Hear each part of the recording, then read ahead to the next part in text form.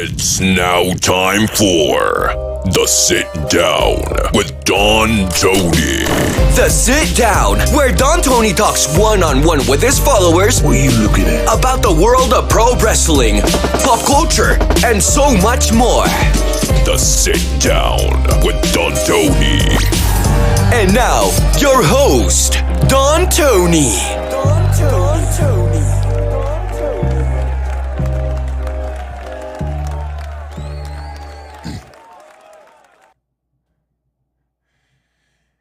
Doing my best impersonation of Pitbull. I don't know about you, but I'm fucking spent. I don't know about you, but I'm fucking spent. I hate Pitbull. Nothing personal, but hey, yesterday we had WrestleMania 38, Night One. A little bit of a reunion show. Yours truly, Kevin Castle, Mish, Joey Numbers. Record turnout. Everybody loving the opinions by the four of us. Loved the interaction by everybody yesterday. Great show. Great numbers. So you figure, yeah, we're not going to do it again. I apologize to everyone. You know, when we did the recap yesterday, maybe I was just over anxious because it was so fun and nostalgia. But I thought we were going to do it again tonight at around 4 o'clock this afternoon. I get a DM from Mish. They're going to do their own show. And you know what? They do their own pay-per-view recaps. They do their own show. So, of course, you know, I'm not going to be offended or disappointed by it. But I apologize for everyone yesterday because I was under the impression if we were going to do a get-together for WrestleMania, we'd do the whole WrestleMania. So I just wanted to throw that out there because I know a lot of people were expecting a return tonight. That is not the case. But we're going to have a banger. And, you know, WrestlingSoup.com, their Discord channel, if you were here to check them out, go there right now. I'm sure they're doing a recap as well. But don't forget tomorrow night, Breakfast Soup Raw. I will be here with Mish. We will talk about the Raw after WrestleMania. Everything that goes down. Veer is going to finally make his WWE Raw debut. Okay, WrestleMania 38, Night 1 and Night 2 is in the books. Roman Reigns, very surprised by that. Your WWE Unified, Undisputed, Heavyweight Champion of the World. Now, with all due respect, I have a few people who claim they work for WWE.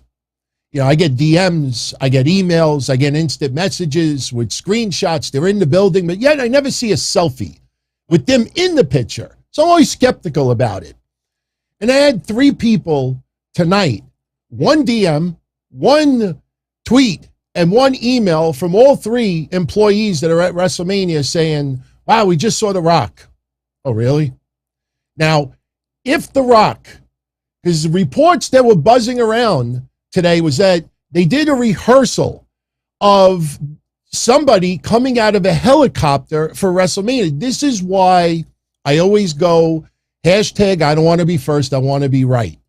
You know, because I don't want to put it out there and then it'd be wrong.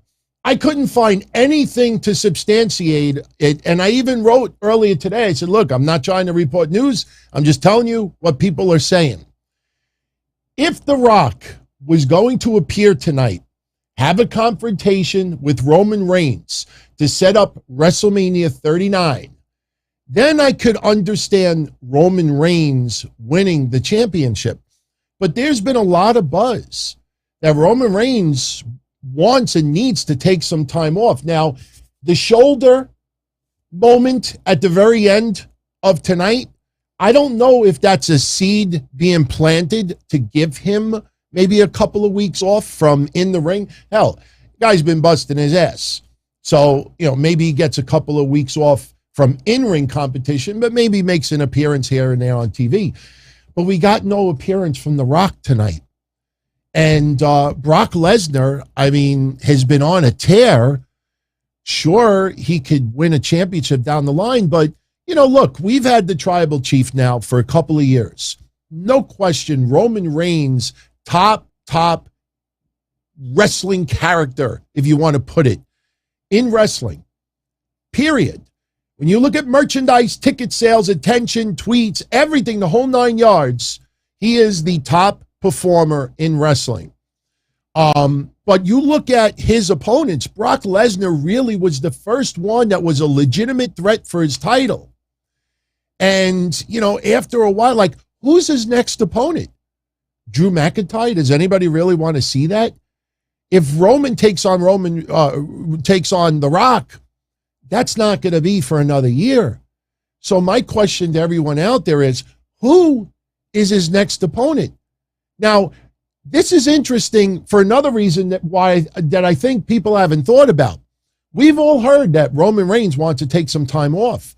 By him now being the undisputed unified champion, he now can appear on Raw. Does he feud with someone on Raw?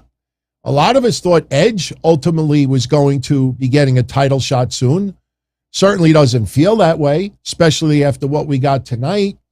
And Edge already sort of had a little feud with Roman Reigns. So when you really start trying to think about who is Roman Reigns' next opponent, your guess is as good as mine. RK Bro, awesome. You don't try to fix what's not broken. It comes down to if Randy Orton still wants to be a tag team with Riddle. They are kicking ass. They retain the championships. Now, you know, speaking of Austin Theory, thank you, Roger. I tweeted this earlier tonight. I don't think it was Vince McMahon kind of spoiling the outcome of the main event tonight. But when Vince came out, and we'll get to Vince. Oh, my God, we'll get to Vince. When Vince came out to introduce Austin Theory, I think, actually, I wrote it down. Vince McMahon's exact words were, let me pull it up. He called Austin Theory, here it is, the future WWE Universal Champion. Very interesting, specific wording there, because you could just generalize it. I present to you a future WWE champion. And you leave it at that. To even put the word universal in there was really interesting. And I said, is that a little hint that the Universal Championship is going to be around for a while longer? Is this a spoiler indirectly? You know, because you think about it, why specifically say Universal? I mean, look, for anybody that's been a long-time wrestling fan, more specific, a WWE wrestling fan, you think of the World Heavyweight Champion, or better yet, the WWE Championship and the Universal Championship. Even though Roman Reigns has held the Universal Championship, it does feel like the Universal Championship is secondary. You look at the lineage, you look at the history, it's still a much newer title. So you wouldn't think in Vince McMahon's mind to immediately go for the Universal Championship. So, you know, yes, I did say that, James, that they are going to split the belts back up. Look, I've said this many times before. A lot of people think that Fox and the USA Network, you know, are in bed together, that they don't mind splitting championships. Look, when you have TV deals like that, they want championships representing those brands. So whoever was going to be champion is probably going to have to appear on both brands, not necessarily every week, but they're going to have to split it up a little bit. This is temporary. And remember what I said about 6 weeks ago. Remember that thumbnail, be careful what you wish for? You know, when they announced the title unification, there was a lot of people that went on social media immediately said, oh, thank God, unify the titles, end the roster split, you know, just put it one. Until you actually start thinking about, you only have one championship instead of two. That is one less title that other wrestlers can no longer go for. And when you see Brock Lesnar and Roman Reigns all the way up on this tier, and everyone else down this tier, well, maybe Cody and Seth and a few exceptions, How do some of these other wrestlers maybe get a chance at the Universal title instead of the WWE Championship? So believe me, 5 years ago, I am 100% in agreement with everyone out there that you have one main championship. But you look at wrestlers, I mean, a lot of people feel that Bobby Lashley's run, should have gone longer. Big E, when he comes back, how do they break through if the heavyweight unified undisputed championship is pretty much mapped out for the foreseeable future? Now, The Rock versus Roman Reigns does not have to be for a heavyweight championship, especially, we haven't heard anything that The Rock is going to stick around for a year, or 6 months, 3 months leading into Mania next year.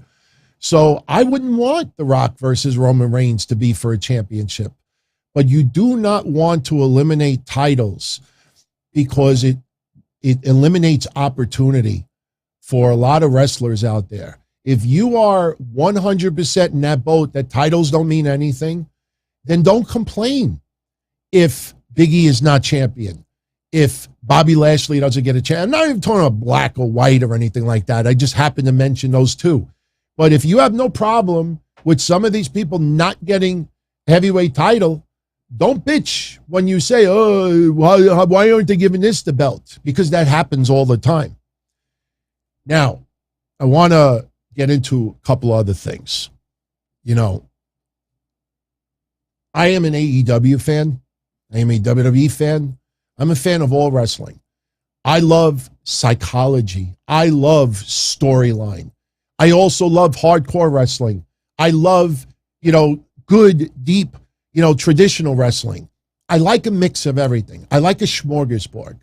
If for me, the ultimate restaurant, you could go in, have eggplant parmesan with a side of French fries and a slice of pizza and maybe a little bit of Chinese food on the side. Give me a little bit of everything. I think tonight, Pat McAfee proved something that a lot of people did not realize. Even Sami Zayn and Johnny Knoxville proved something tonight. I saw a lot of people tonight, people that I respect, saying that they felt that Austin Theory versus Pat McAfee was the match of the night, that they thought it was spectacular. The crowd was going bonkers, and they absolutely bought into everything. And that is awesome. You know why it's awesome? No 450 splashes, no buckshot lariats, no, BTE triggers, no major unbelievable moves, whether you're an AEW wrestler, New Japan, WWE, it doesn't matter. Pat McAfee versus Austin Theory proved today that if you look at the match and you look at the moves, it wasn't a 5-star match, probably not a 4-star match. Maybe for those who rate matches, maybe a 3-star match. But as you get into that match, you buy into it. It doesn't matter what star match it is or the moves. You just were entertained to the max.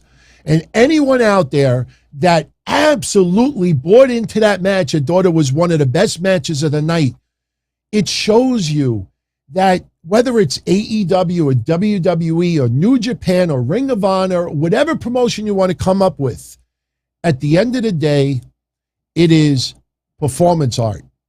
It is simulated violence. Until I see a promotion where the two people in the ring basically legitimately punch each other in the head and actually try to knock each other out in pro wrestling, which would never happen because it wouldn't be pro wrestling anymore. Everything is sports entertainment. It's just what type of sports entertainment do you like? You see the Cody Rhodes stuff, and people saying whatever they're saying. But Cody Rhodes, won't have to go through burning tables. Why he felt the need to in AEW, I have no idea. But he wants to be heavyweight champion. I brought it up yesterday, that Variety interview. You check out all the interviews he did in the last week that are starting to come out now. one of the biggest things on his bucket list is to become WWE heavyweight champion. He wants to do what his father didn't do. He wants to make as much money as possible. But here's the thing, and this is what I brought up yesterday. Think about this.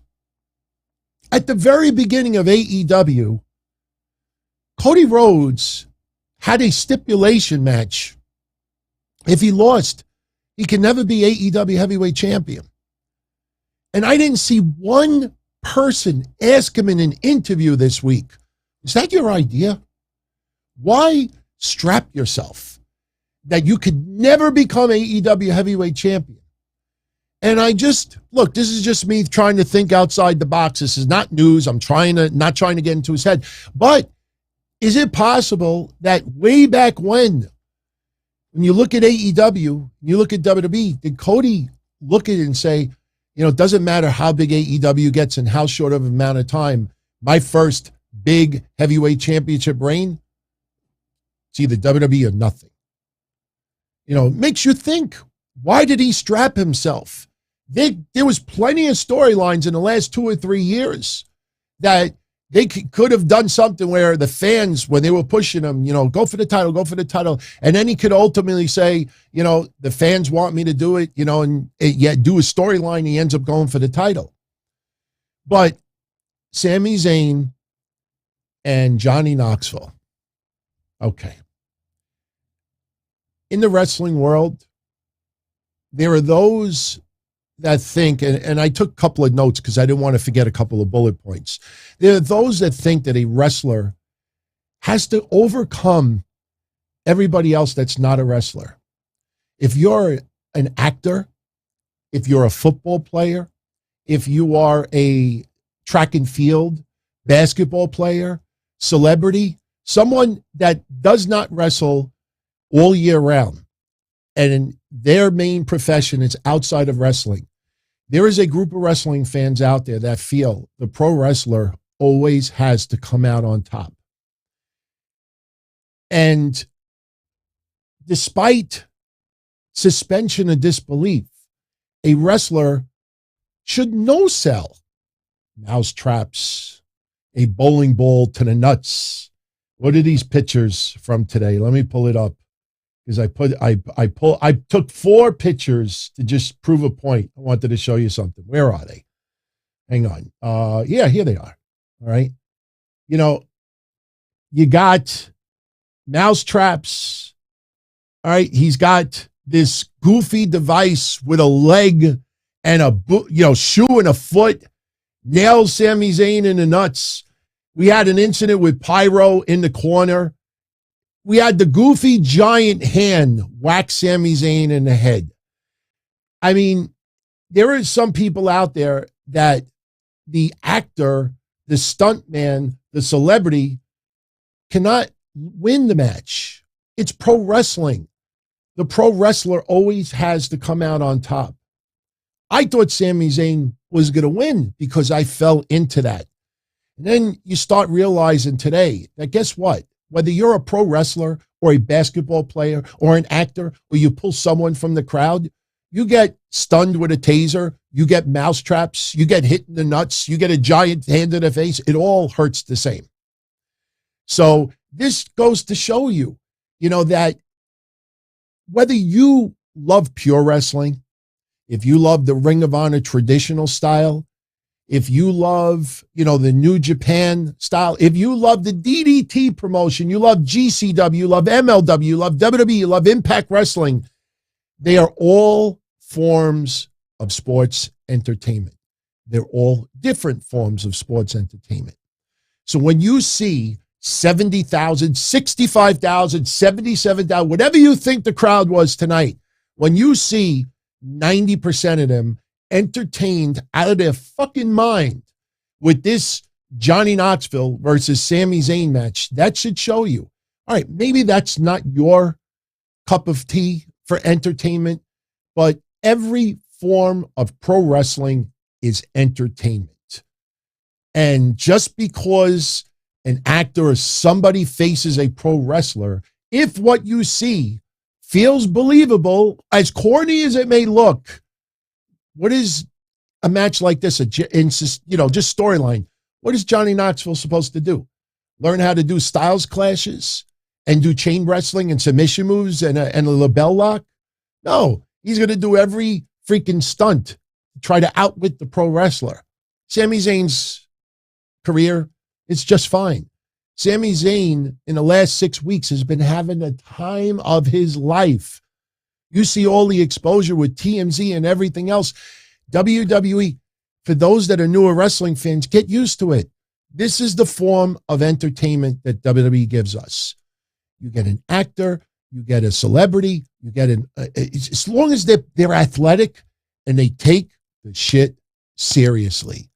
It's not like the Raw guest hosts from many years ago where they always had to ad-lib extra things because they had this ego that they had to always be on top.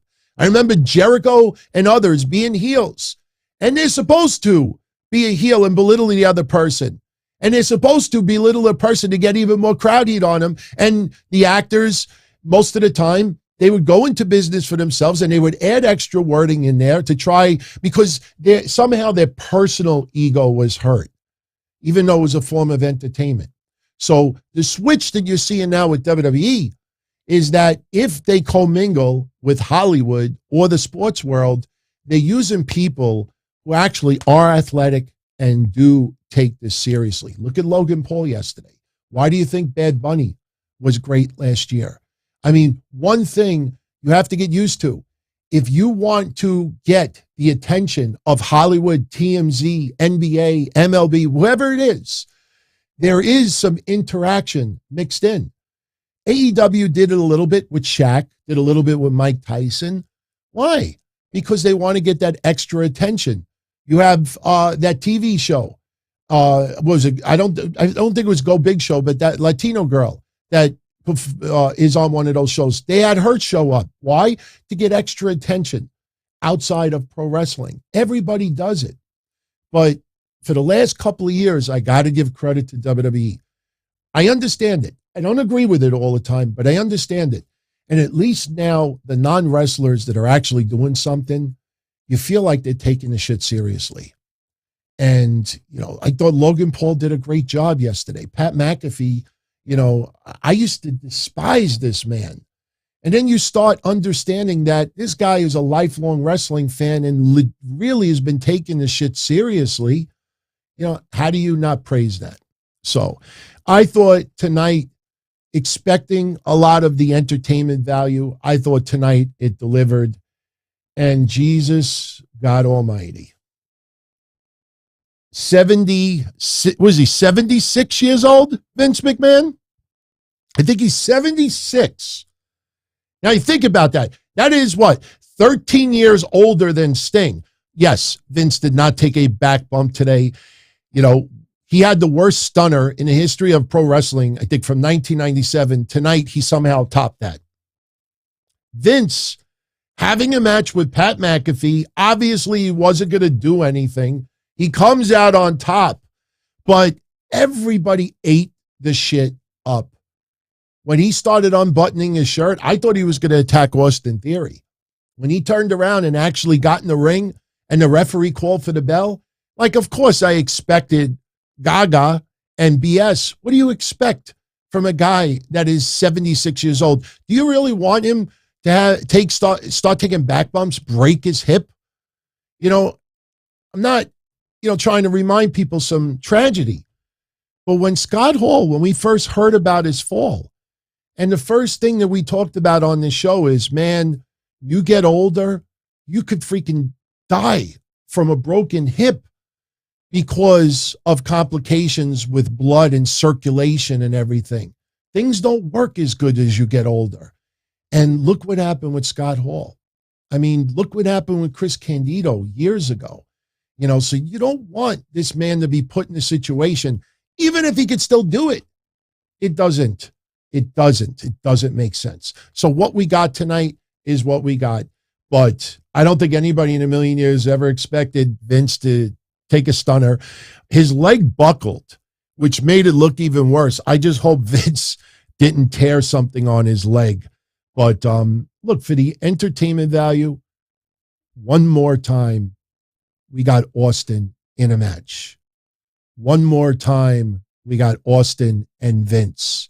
Bring me back 20 years ago. Sharing a beer, stunner. Too bad they didn't have Shane McMahon active a little bit more, because Shane would have taken bumps like crazy tonight. It would have been cool if Shane came out with Vince, but they didn't go that route. But it's nostalgia. One more time. And I say this all the time, whether people like it or not. I understand WWE creative sucks more than it should.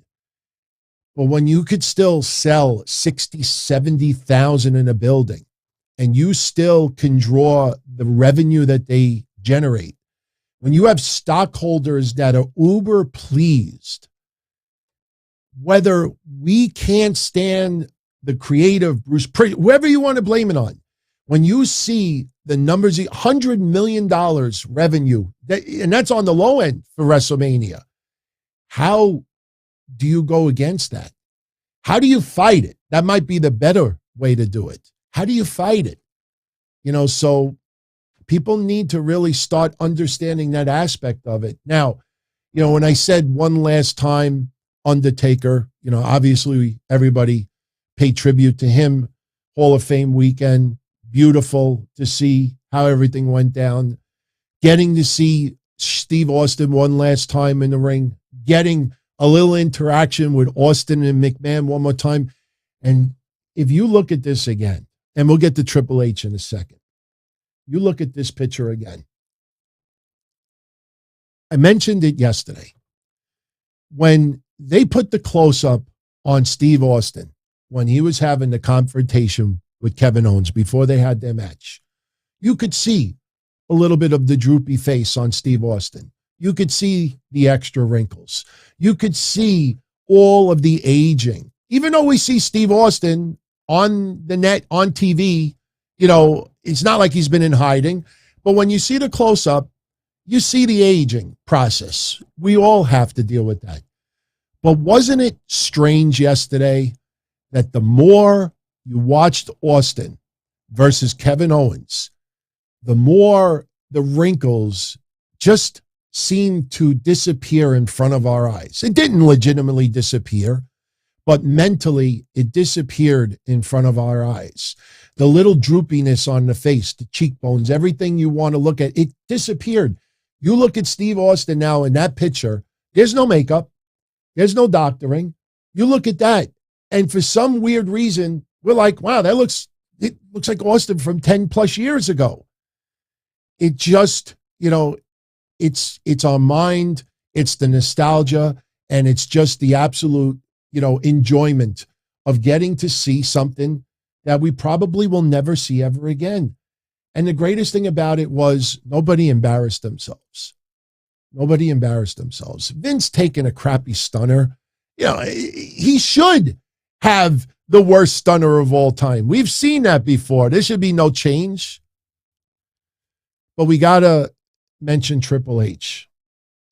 And this hits home for me, because I'm not going to get into it for anybody that hasn't been around for a while, but my dad had worse of what Triple H had a year ago. And for a year, I talked about on this show about the Widowmaker. And my father was this close of, being gone. And it was undisclosed. My father, triple degree black belt, greatest of health, still. He just, like that, everything went downhill. So when Triple H started revealing what happened to him and being this close to death, it hits home for me. It hits home. I thank God that my dad is still around. And that's why I always say, when I see the smile on his face, I just got to spend my birthday with him. It's 1,000 times more meaningful, because I'm not going to take for granted tomorrow, because tomorrow may never come. So to see Triple H come out there tonight and see him in the ring, a little bit smaller, obviously, because he can't work out like he used to. And this was the picture that I absolutely loved. Not just the spitting of the water, this one. Just seeing the man smile, take it in, The crowd just loving it. Yeah, he was out there for almost 10 minutes. So what? This guy was within moments of dying last year.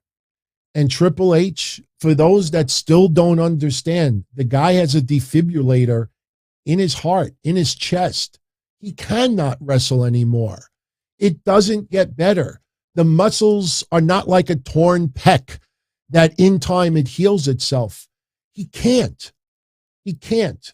And even though he said what he said with Stephen A. Smith, you've all seen it. You've heard the shows. You've read the websites out there. Instead of trying to understand what actually happened to him and what he's going through now, they would always conclude, if Triple H has one more match, blah, blah, blah, blah. Oh, Triple H, hopefully he doesn't go out the way he did and he gets one more match. No, it can't happen. So Triple H comes out there today, welcomes everyone to WrestleMania. He thanks everybody, and he leaves his boots in the middle of the ring. And believe me, if you thought any possibility that Triple H will ever be able to wrestle again, it's not happening. And that's got to be crushing. We talked about it recently. Look at Undertaker. Got the cinematic match with AJ Styles. What a way to go out. Steve Austin, 19 years not in the ring. Sure, couldn't do what he used to do, but he did more than anybody could ever envision yesterday. The book is closed. The book is closed for multiple wrestlers. For Triple H, that book is abruptly closed. And that's got to be crushing. It's got to be crushing to never be able to do that again. So believe me, that's why never wavered about Triple H. Just it's what came out, and just understand that's why, building the stars of tomorrow is something very important to him. But as far as in the ring, we got to pay tribute tonight to Triple H. Now, somebody recently said, will they do a Raw tribute for him? No, I don't think so. But anything is possible down the line.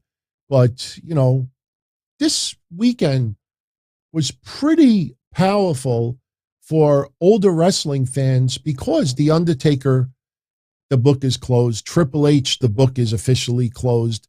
Steve Austin, the book is officially closed. Austin and McMahon is officially closed. Vince McMahon will never hit the ring ever again. So a lot of that, it's a nice blend. We had some awesome wrestling in the last two nights. We had entertainment. We had comedy. We had nostalgia. We have new tag team champions. Congratulations to Sasha Banks and Naomi. That is awesome. Look at it like this. Not only did Naomi finally get rewarded for what a lot of people felt was being underutilized the last couple of years especially, but Sasha Banks makes history tonight by ending her WrestleMania streak. She had never won at WrestleMania. So she got the tag team championships tonight. Yesterday we talked about Bianca Belair. So I thought tonight, Up and Down, was a real fun show. And, we'll talk about it a little bit. Now, we'll take a couple of questions after I run through the recap. Now, I really don't need to get into every specific of every match. I'm just going to give you overall thoughts on everything. We'll answer some super chats along the way. We'll answer some questions along the way as well. And we'll get out of here because I know for a lot of you out there, it is late. Right now, it's 12:30 in the morning over here. I got to get up at 6:30.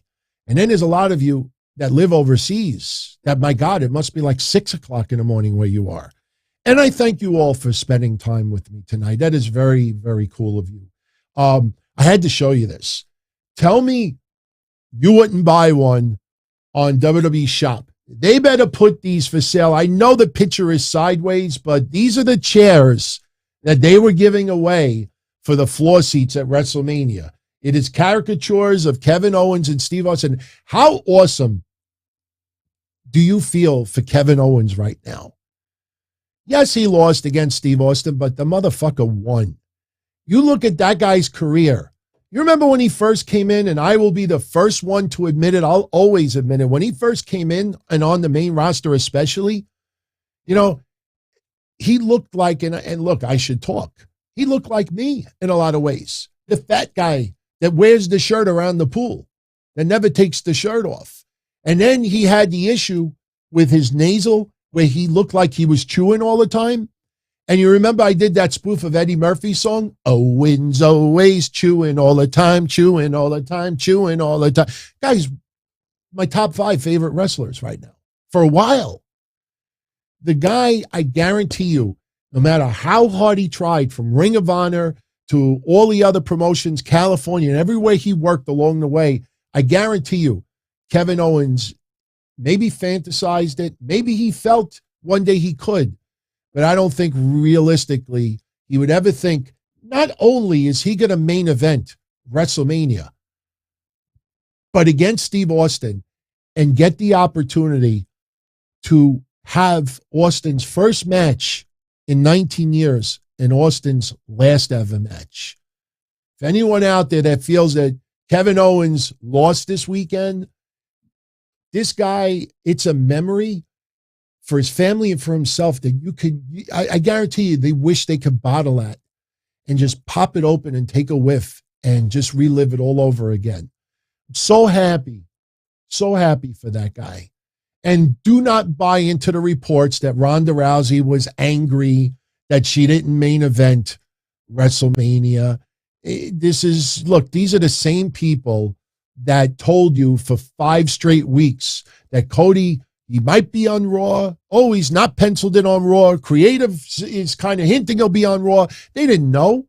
And then when it got WrestleMania weekend, you had people saying that, Cody, people around Cody are saying he may back out of Mania.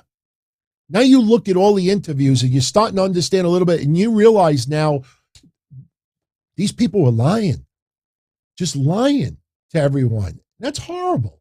That is horrible.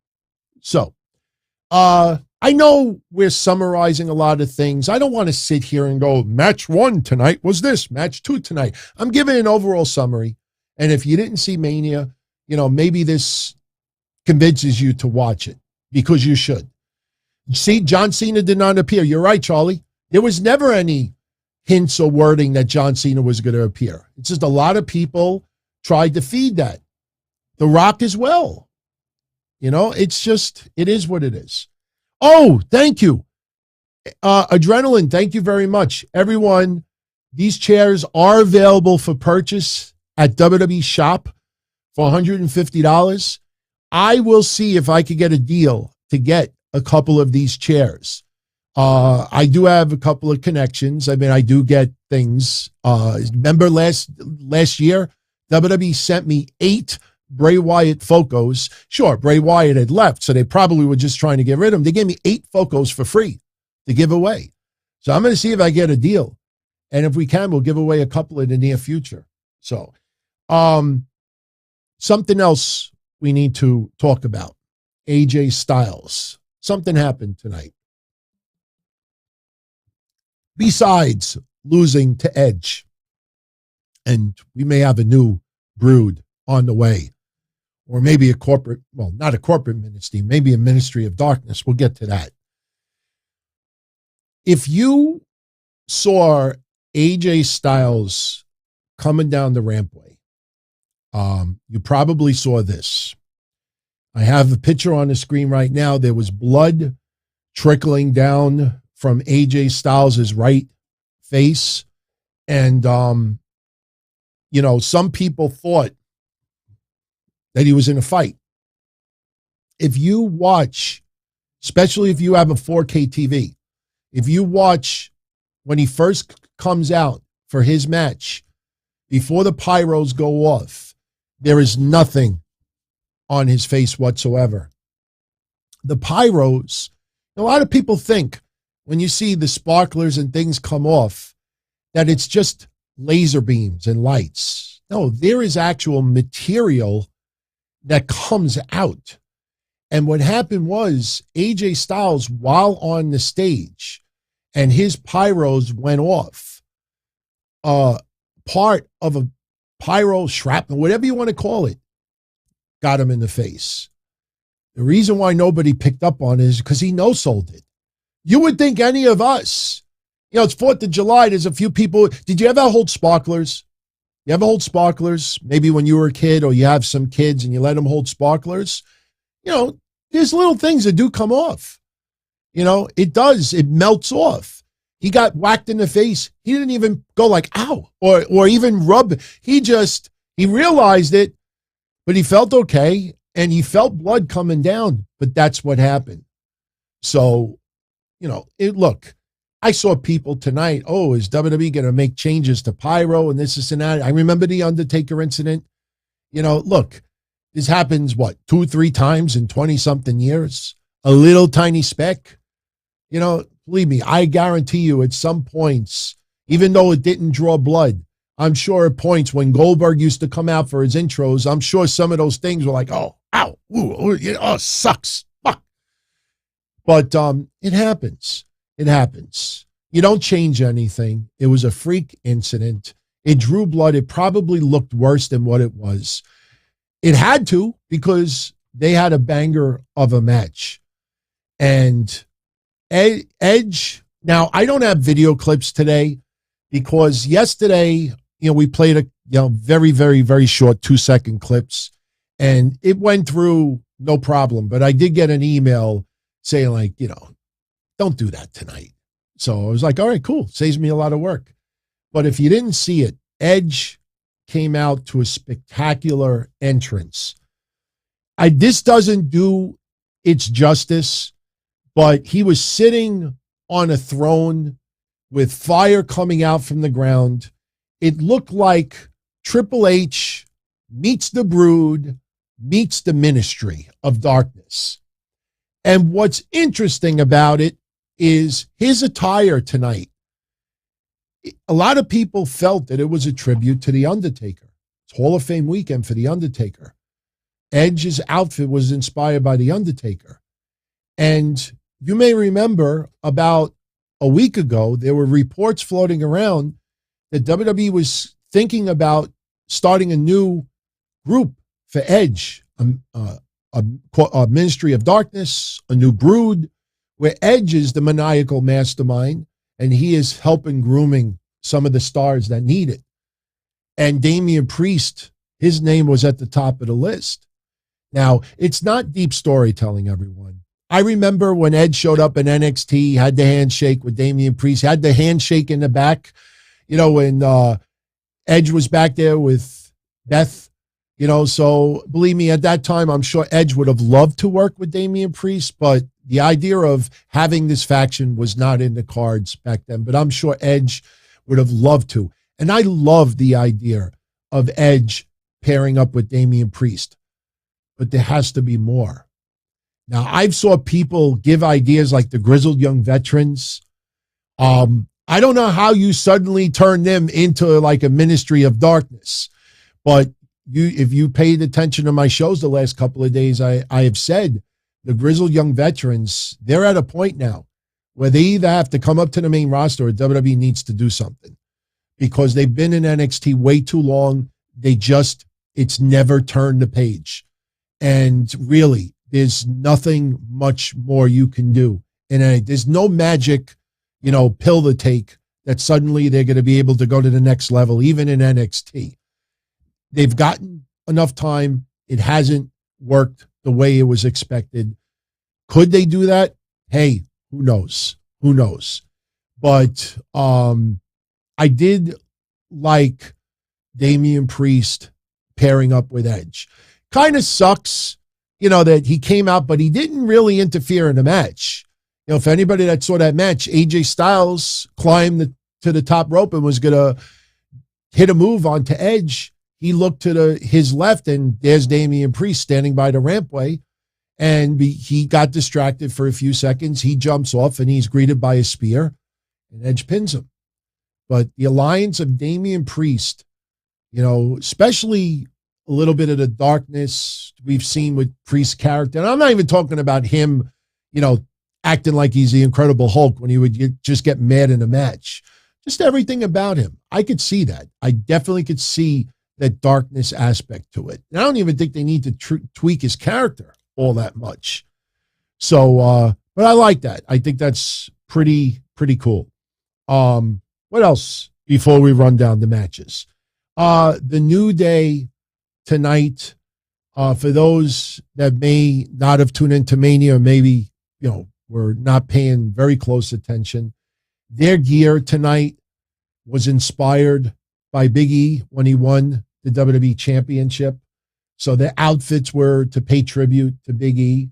A few people pointed out tonight, they're not used to seeing Xavier Woods and Kofi with their legs exposed. And yeah, Xavier Woods, he's got bigger freaking calves and thighs than you would think. But unfortunately, they lost, and they lost bad. Yesterday on the show, I had said to you that I was told that the match was going to be moved to tonight, and it was. It's all right. I don't put stuff on here so people could say, oh, credit Don Tony for the news. If I share it with you, I share it with you. Well, people are tuning in. It's all that matters to me. But they moved it to tonight, and they lost in about 3 minutes. And I know it feels disrespectful. In the end, New Day, I guess, will come out on top with this.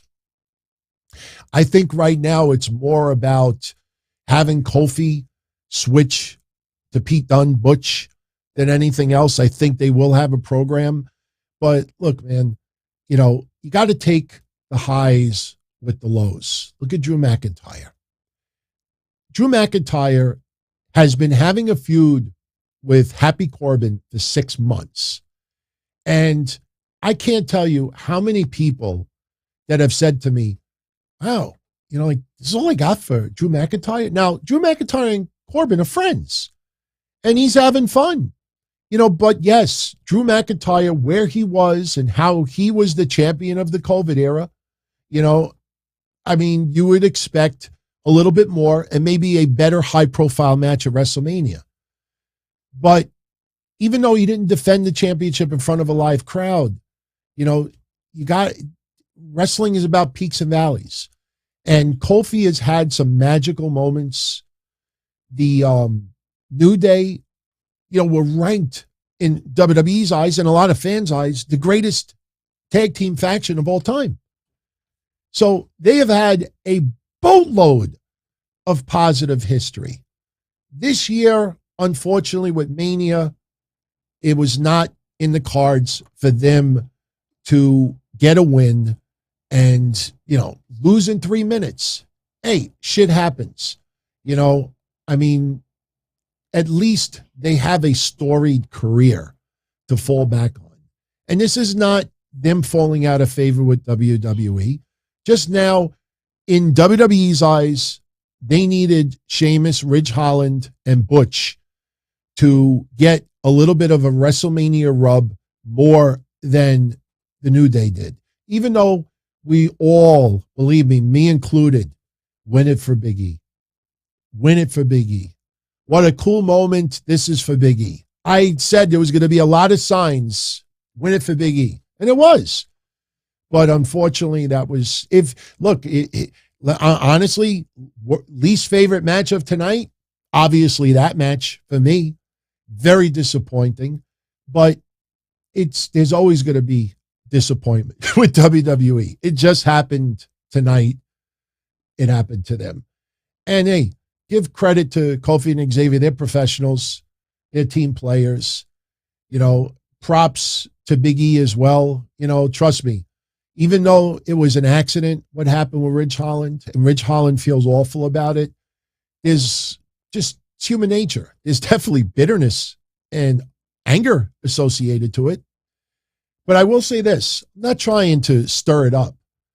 Was anybody surprised to see Gable Steveson toss Chad Gable, the exact same move, so to speak, of what Ridge Holland did with Big E? I know Chad Gable weighs $150, and I'm exaggerating, but I was a little surprised that, instinct, because he's an Olympic wrestler, and because that suplex is, almost like 101 for those guys. But I was very surprised to see Gable Steveson choose to hit that move, especially since it reminded me so much of what happened with Ridge Holland and Big E. So I'm just saying, not trying to cause any controversy. I'm just giving you my opinions. So now before we quickly run down the matches, for me, the tweet of this weekend, I was going through so many tweets, and I thought this one was a gem from Matt Kuhn. He wishes WWE would stop relying on ex-AEW talent and develop an identity of their own. Just said. I'll let that sink in while I take a sip of my soda for a reason.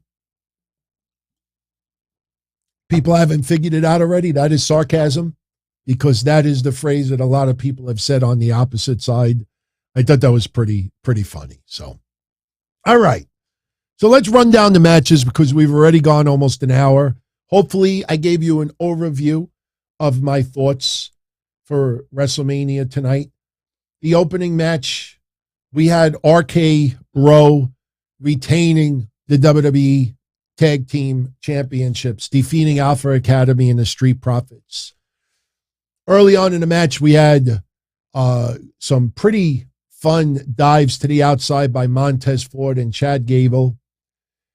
Chad Gable, later on in the match, going at it with Riddle, putting the ankle lock on Riddle. And Kurt Angle with a funny tweet tonight. He thinks he has given birth or spawned a lot more kids than he expected. Because you look at Gable and Gable tonight, and you see some of the moves that were going down. So Chad Gable with an ankle lock on Riddle, but he breaks out of it.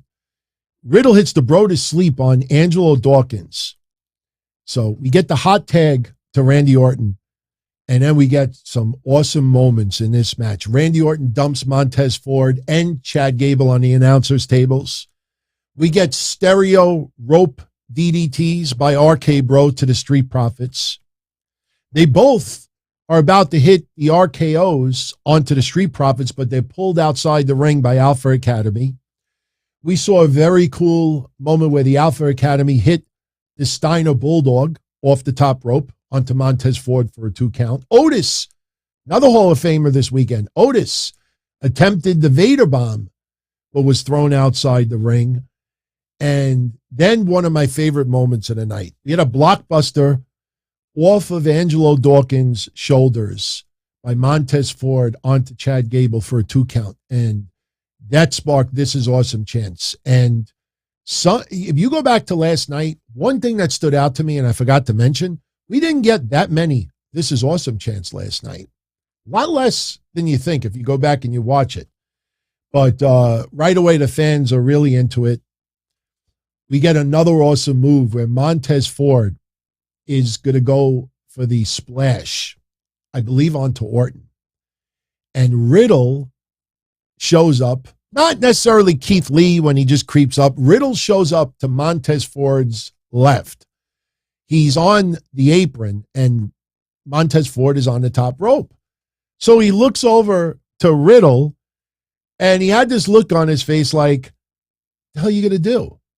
And Riddle somehow hits the super RKO onto Montez Ford off the top rope. He literally jumped onto the top middle rope, Riddle, and hit the super RKO onto Montez Ford, and the crowd is chanting, holy shit. So we get the finish. Chad Gable is getting the upper hand, and Riddle is laid out in the ring. He climbs the top rope and is about to attempt a flying headbutt, and he is greeted by another RKO from Randy Orton. So they pin Chad Gable, RKO. RK Bro retains the championship titles. And, we think we're going to go, fade to black or fade to promo. By the way, for everybody who does have the premium Peacock membership, throughout the show, I saw a lot of people online like, why do they keep showing like full recaps of matches that went down last night, like highlights? For those that do not have premium membership for Peacock, they get regular commercials. They actually air regular commercials during WrestleMania. So premium members, instead of getting regular commercials for like soap and pizza and car insurance, we got to see WrestleMania highlights from yesterday. So that's the reason, because I know some people tonight were like, all these promos, they could have had they could have done that and had another match, or they could have done something else. No, Peacock, that's part of the deal with, you don't have the premium service. They're going to hit you with commercials all throughout the night. I like the recaps. But after the match is over, the Street Profits hit the ring, and they got a couple of solo cups, couple of extra cups, and they give a cup each to Randy Orton and Riddle. They pour a little bit of drink in each cup, and they want to do a toast. And they're about to do a toast, and Montez Ford stops at the last minute. Now you're wondering, okay, is this a setup? What is going to happen? Gable Steveson, who is at ringside, they want to bring Gable Steveson into the ring to have the toast with them. So Gable climbs over the barricade, goes in the ring. They're about to all have a toast, and it was so freaking funny. They're about to drink, and here comes Chad Gable out of nowhere, slaps the solo cup out of Gable Stevenson's hands. And Stevenson was pissed, takes his shirt off. Everybody exits the ring so we can have a little bit of a stare down with Gable and Gable, which sounds like a bad law firm. And then Chad Gable gets on the mic. Listen, kid, you have a lot to learn when you're in my presence. Shoosh! And he's doing the 12-inch version of shoosh. So as he's yelling shoosh, Gable Steveson takes him and hits him with the suplex, similar to, like I said, Rich Holland with Big E. And he tosses him, and then, they celebrate. And all is good. Street Profits, no heel turn. Celebrating with RK Bro, celebrating with Gable Steveson. Then Kurt Angle with the funny tweet saying, I feel like I fathered more WWE children than I thought. So I thought that was pretty cool. All right, so next match tonight. Bobby Lashley, as many of us expected, defeated Omos, ending Omos's undefeated streak, singles, obviously. And this match, it was what it was. Omos still has a lot to learn. He's had a lot of squash matches, so he needs to have more competitive matches so he can grow on the defensive side. Bobby Lashley, the match early on was very, very protective of Lashley. I'm not convinced that Lashley is 100%.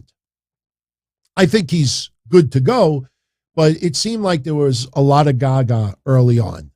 Lashley Omos wants to do a test of strength, which Lashley actually won.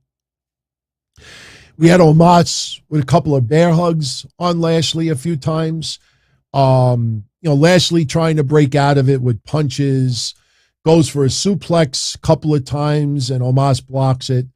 But towards the end of the match, Bobby Lashley actually does hit the suplex. He gets pumped up. He hits a spear to Omos from behind, and the announcer saying that he hit a spear to Omos's kidneys. Omos turns around, hits another spear, and Bobby Lashley pins Omos and defeats Omos. Not a great match. I think it probably was as good as we expected it to be. Now, obviously, I already talked about this match a little bit. Johnny Knoxville, billed as the South Knoxville Strong Boy against Sami Zayn. Soon as the match is started, he is greeted by a haluva kick. And then you got the members of Jackass at ringside, and we all expected them to get involved. Right away, Sami Zayn shoves Dark Shark down. Johnny Knoxville, who had goggles on, sprays Sami Zayn with a fire extinguisher. He brings a trash can, a stop sign into the ring. Cookie sheet, which, doesn't do anything. I mean, we've all probably hit, our fellow friends and relatives when we were kids with cookie sheets. Cookie sheets they make nice sound, but they don't hurt at all. So Sami Zayn nails Johnny Knoxville's back with a cookie sheet that was kind of lame. Then Sami Zayn throws a garbage pail in the ring, and he brings a container with a bag. And if you saw the bag when it moved, you either thought something was alive in there or it was a bowling ball. And yes, it ended up being a bowling ball, which Johnny Knoxville would execute on Sami Zayn later on.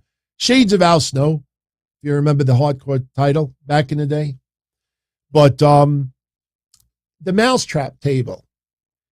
The only problem that sucked about the mousetrap table, if you go back and you look at it, I mean, you really can't. I mean, obviously the pictures that I did, this was after the shot happened. But if you look at the mousetrap table, Sami Zayn went through the middle of the table.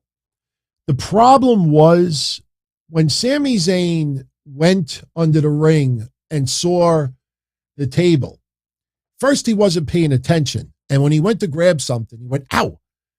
And you thought that maybe he got bit by somebody. But he opens the apron and he sees a table with mousetraps glued to it. And if anybody remembers, one of the only 3 matches that I ever had in my lifetime, my tag team partner in that match, Jay Lover, actually glued to a table a whole bunch of mousetraps. And what happened was, and I'm bringing it up for a reason, when we went to the hardware store earlier in the day and bought all the mousetraps, we bought like super glue that dried in a minute, and we glued all the mousetraps, and then he set all the mousetraps, and he put it on the side and the back.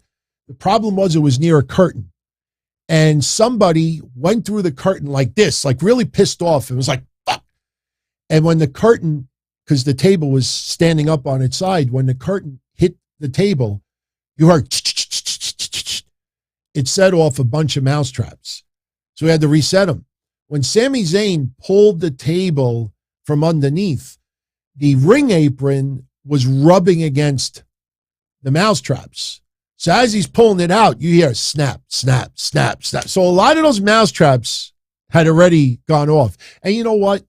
Maybe that was intentional, because honestly, this is what people need to understand. The sound of a table breaking is louder than mousetraps going off. The only way you would have heard the mousetraps is if once Sami Zayn went through the table, if he would have rolled around a little bit and rolled to the left or the right of the table, then those mousetraps would have went off and you would have heard snap, snap, snap, snap. But going through the table, that sound overtakes everything else. So you didn't need to go through active mousetraps. It wouldn't have mattered unless you would have saw his back. That's why if you notice his back after, there really was nothing. But still fun to watch. So we then get a whole bunch of interference. Party Boy, who I wasn't too familiar with, he hits the ring.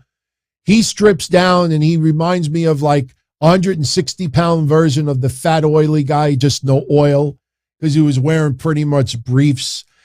And we didn't need Pat McAfee to say, oh, I've seen his ass more than you can imagine, because obviously, it's part of his gimmick. And we saw, what was it, Wee Man? Is that his name? Wee Man, the midget. He actually body slammed Sami Zayn, which was pretty funny. Kicked Sami Zayn in the knee first. But, I mean, Sami Zayn, you got to give the guy credit. I know a lot of people out there remember, his work in Ring of Honor and some of his classic bouts with Kevin Owens and NXT stuff and some of his matches over his career. But, stuff like this, although not wrestling and, for traditionalists, they despise what they saw tonight. But Sami Zayn entertained 70,000 fans, whatever number you want to call the attendance tonight, and millions of people around the world. And isn't that what it's all about at the end of the day? I mean, look, if this happened every pay-per-view, yeah, then I would say, no, I don't want this shit. But, this guy for the last, like I said earlier, for the last couple of months, he hasn't had to kill his body. He had a couple of good matches with Ricochet, but this is about entertainment at the end of the day. And I'm sure Sami Zayn will have more banger matches down the line. But Sami Zayn, everybody was so into what we got tonight. I thought it was phenomenal. And we had some of the usual jackass comedy segments. Like I said, not only did we get, Wee Man with the body slam, but the mousetrap spot obviously was great. For me, this was funny. That was funny with he basically kicked. I don't know why he didn't just kick Sami Zayn in the nuts, but you see a device like that, that's like something you would do in college. Anyone out there, you're in a college dorm, you want to haze your friends. I know that's frowned upon these days because of some of the shit that they make them do. But to me, I would have loved to have done that to my brother when I was a kid. But for me, the moment of the night was this. I've seen some of those jackass segments where somebody is runs around a bend and this giant hand out of nowhere. It's just, I couldn't stop laughing tonight when I saw that. I just couldn't stop laughing, and Sami Zayn sold everything. I have no problem that Sami Zayn lost tonight. Now, obviously, the finish of the match, they bring in this giant mousetrap into the ring. And obviously, it didn't go off like it was supposed to. Shit, I don't even think it could go off any other way. You don't want that thing snapping down. It'll, leave a welt on Sami Zayn's chest. But it was, it was a prop. And he put Sami Zayn on the other part of the mousetrap and supposed to hit the latch, and it's supposed to go over, and it's supposed to make you feel like Sami Zayn is trapped under the latch. Didn't go off the way it should. Somehow Johnny Knoxville was able to, I'm sure that they have practice. Oh, what if it doesn't go off the way we expect? He got it over, and he held it down when he pinned Sami Zayn. And that was the good thing about it, because if he didn't hold it down and Sami Zayn is just acting like he can't get out, it would have looked really, really goofy. Yeah, I agree with you, Doug. It's like a Tom and Jerry cartoon. Although I don't remember mousetraps in time. Actually, I do. Didn't one hit Jerry Mouse? Hit Tom. And he would always be like, ah! I can't do it too loud tonight. 1 o'clock in the morning. Jesus. Got to get myself some sleep. So Johnny Knoxville pins Sami Zayn. Crowd ate it up. They ate it up. Look, we get this once every couple of years. I'm fine with it. So it's not for everybody, but for those that enjoyed it, they enjoyed it. As we said earlier, Sasha Banks and Naomi beating Shayna Baszler and Natty, along with Rhea Ripley and Liv Morgan, and Queen Zelina and Carmella to become the new WWE Women's Tag Team Champions. Sasha Banks, I don't know if that was a Chevy Corvette. Chat room, if anybody knows. Sasha Banks came out driving a lime green convertible, which looked like a Corvette. But, some entrances tonight, some was matter of fact. Some of them were pretty cool. I don't think some actually even needed a big entrance. This match was okay. To me, it felt more of like a Raw. Was it a Lamborghini? Okay, Lamborghini. All right. To me, it looked like one of the newer Corvettes, but all right, Lamborghini. So that was obviously on rental. I got to find the owner who chose, give me lime green for a Lamborghini. The paint job alone must have been like 20 grand. So beautiful car though. Beautiful car. What sucks about cars like that? Even if you're in the safest neighborhood in the world, you just know you park that to go out to dinner or something, even if it's in a parking lot, and people walk by and somebody thinks, oh, who's this person so privileged to have a Lamborghini? Somebody out there is, it's only a matter of time somebody tries to key that up. Is it Snoop's car? Really? All right. I got to give credit to Snoop, man. All right. All right. I could see him driving that car. You know, I was never in no, it was a Ferrari Testarossa. I was in one once. And all I remember being in that car, you know, everybody staring, but the engine was so loud. Like, I don't know, it just was not enjoyable. The engine is so loud inside, but that car didn't seem like, you know, the engine was overpowering. But this match felt like a typical Raw or SmackDown match.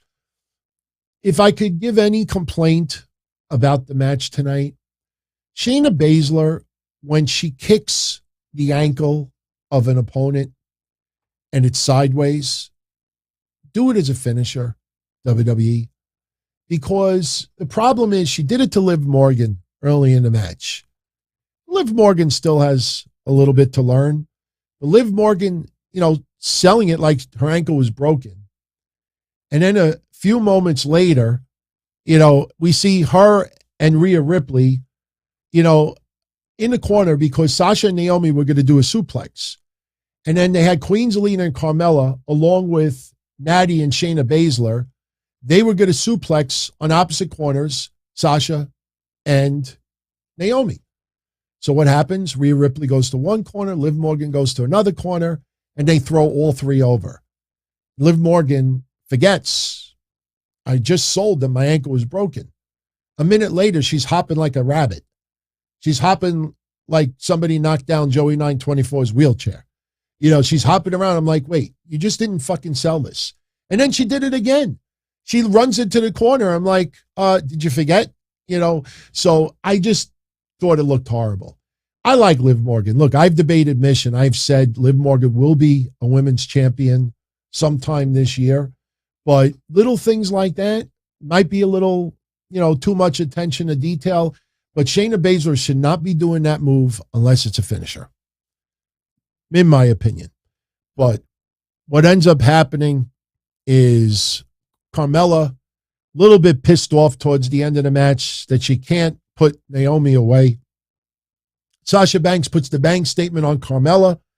Zelina Vega breaks up the pin attempt. Sasha with a Meteora outside the ring. Queen Zelina is laid out. Sasha and Naomi double team Carmella. I know that doesn't sound right, but Sasha Banks with knees to Carmella's face. They pin Carmella. Corey Graves is not thrilled, and your new tag team champions. Congrats to Sasha Banks and Naomi. For me, the right team won.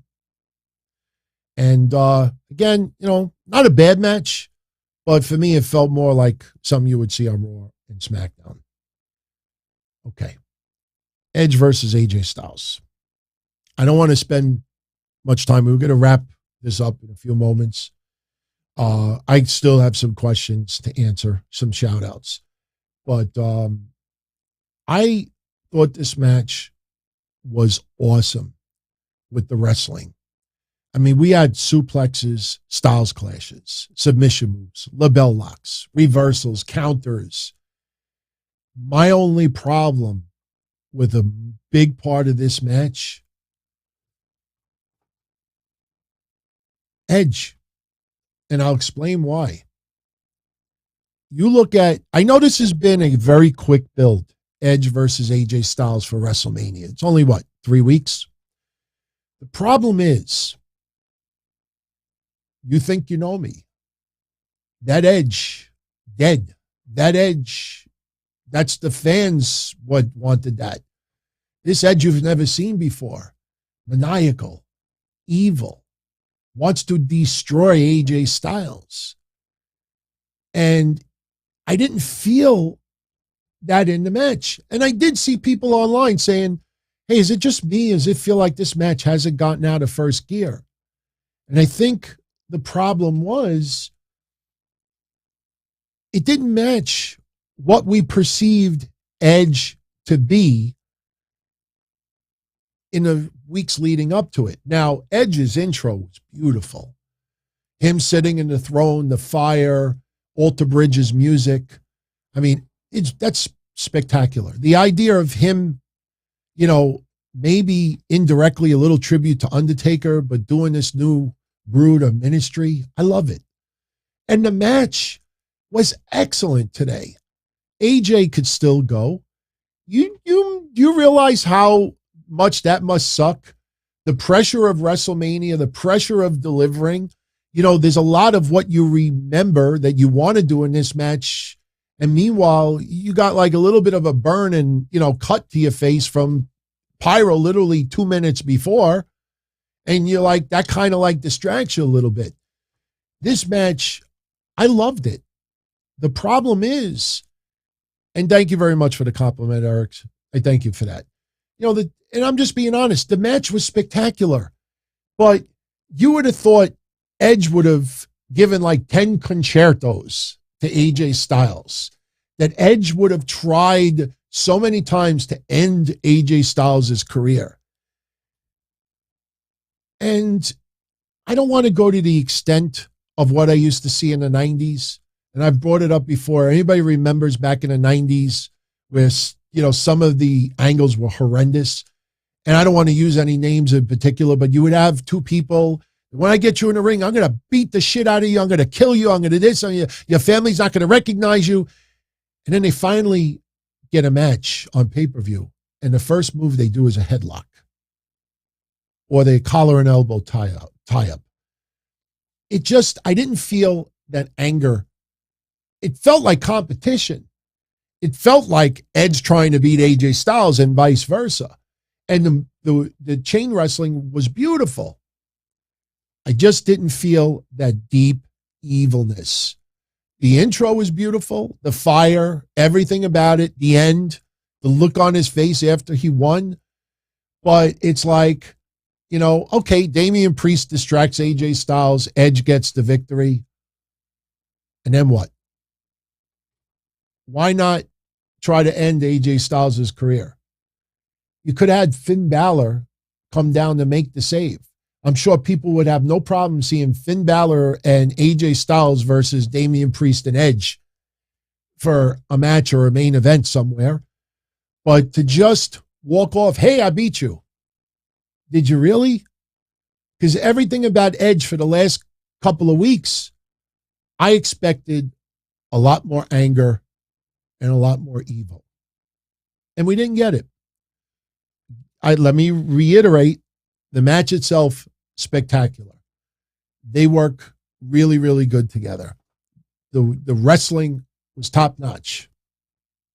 The psychology part of it, to me, was lacking. And I think that's why a lot of people felt like it was in first gear for majority of the match.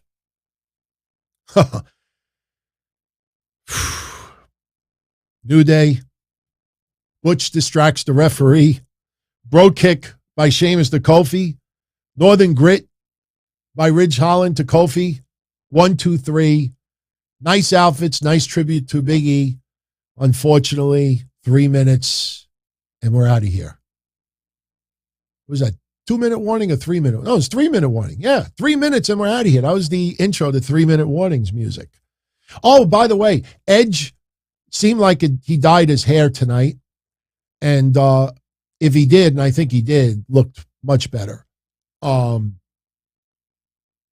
He's 48. Yes, I agree with you. Don't kill friends. I don't think anybody should kill friends. You look at Edge's face. I mean, it's really drooped. I mean, to think that I'm only a few years younger than Edge. I'm not that many. I'm only a couple of years younger than Edge. I could count in one hand. I mean, Edge, he's aged, but you know what? That evil motherfucking look and what they're going to do, that's why Mordecai failed back in the day. Remember Mordecai? I mean, they tried to make him like some, I don't know what. And he came down with that metal and it looked like a piece of like aluminum siding that he just like a gutter piece, like, let me take this from the leaves and I'll walk down to the ring wearing gut. And his face looked like a baby. He looked like he was going to get breastfed after the match was over. He looked so young. Edge, you have that grizzled, old look. Oh, man. That's why when they know what they're doing when they change the lighting. And it emphasizes, the aging on Edge's face. So, all right. So Ridge Holland and Sheamus, they get the win. Pat McAfee versus Austin Theory. Like I said earlier tonight, crowd. I mean, by the way, his entrance, White Stripes, Seven Nation Army. I know for those that may have never heard that song before, they probably thought, somewhere Keith Lee fans, all elite Keith Lee fans might be a little annoyed, probably not knowing where that song came from. Pat McAfee getting that entrance with the Dallas Cowboy cheerleaders. I know, hey, WWE, they pay the rights to certain music if they want to. Thing is, Pat McAfee doesn't wrestle all that often. So they're probably not, I'm sure he's not going to come out to that music when he goes to the announcer's table. I mean, I know JR gets the Oklahoma theme, but, we're not going to hear this theme again for quite some time. But the crowd loved it. This told the story. Austin Theory bumping around like a machine. Vince McMahon, as I said earlier, comes out with Austin. Well, actually, he comes out first, and he introduces Austin Theory as a future WWE Universal Champion.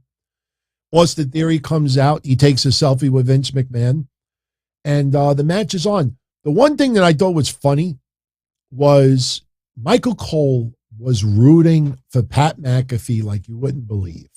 Come on, Pat. Get him, Pat. Come on, Pat. Vince McMahon is obviously in the corner of Austin Theory. Vince McMahon is sitting about 6 feet away from Michael Cole.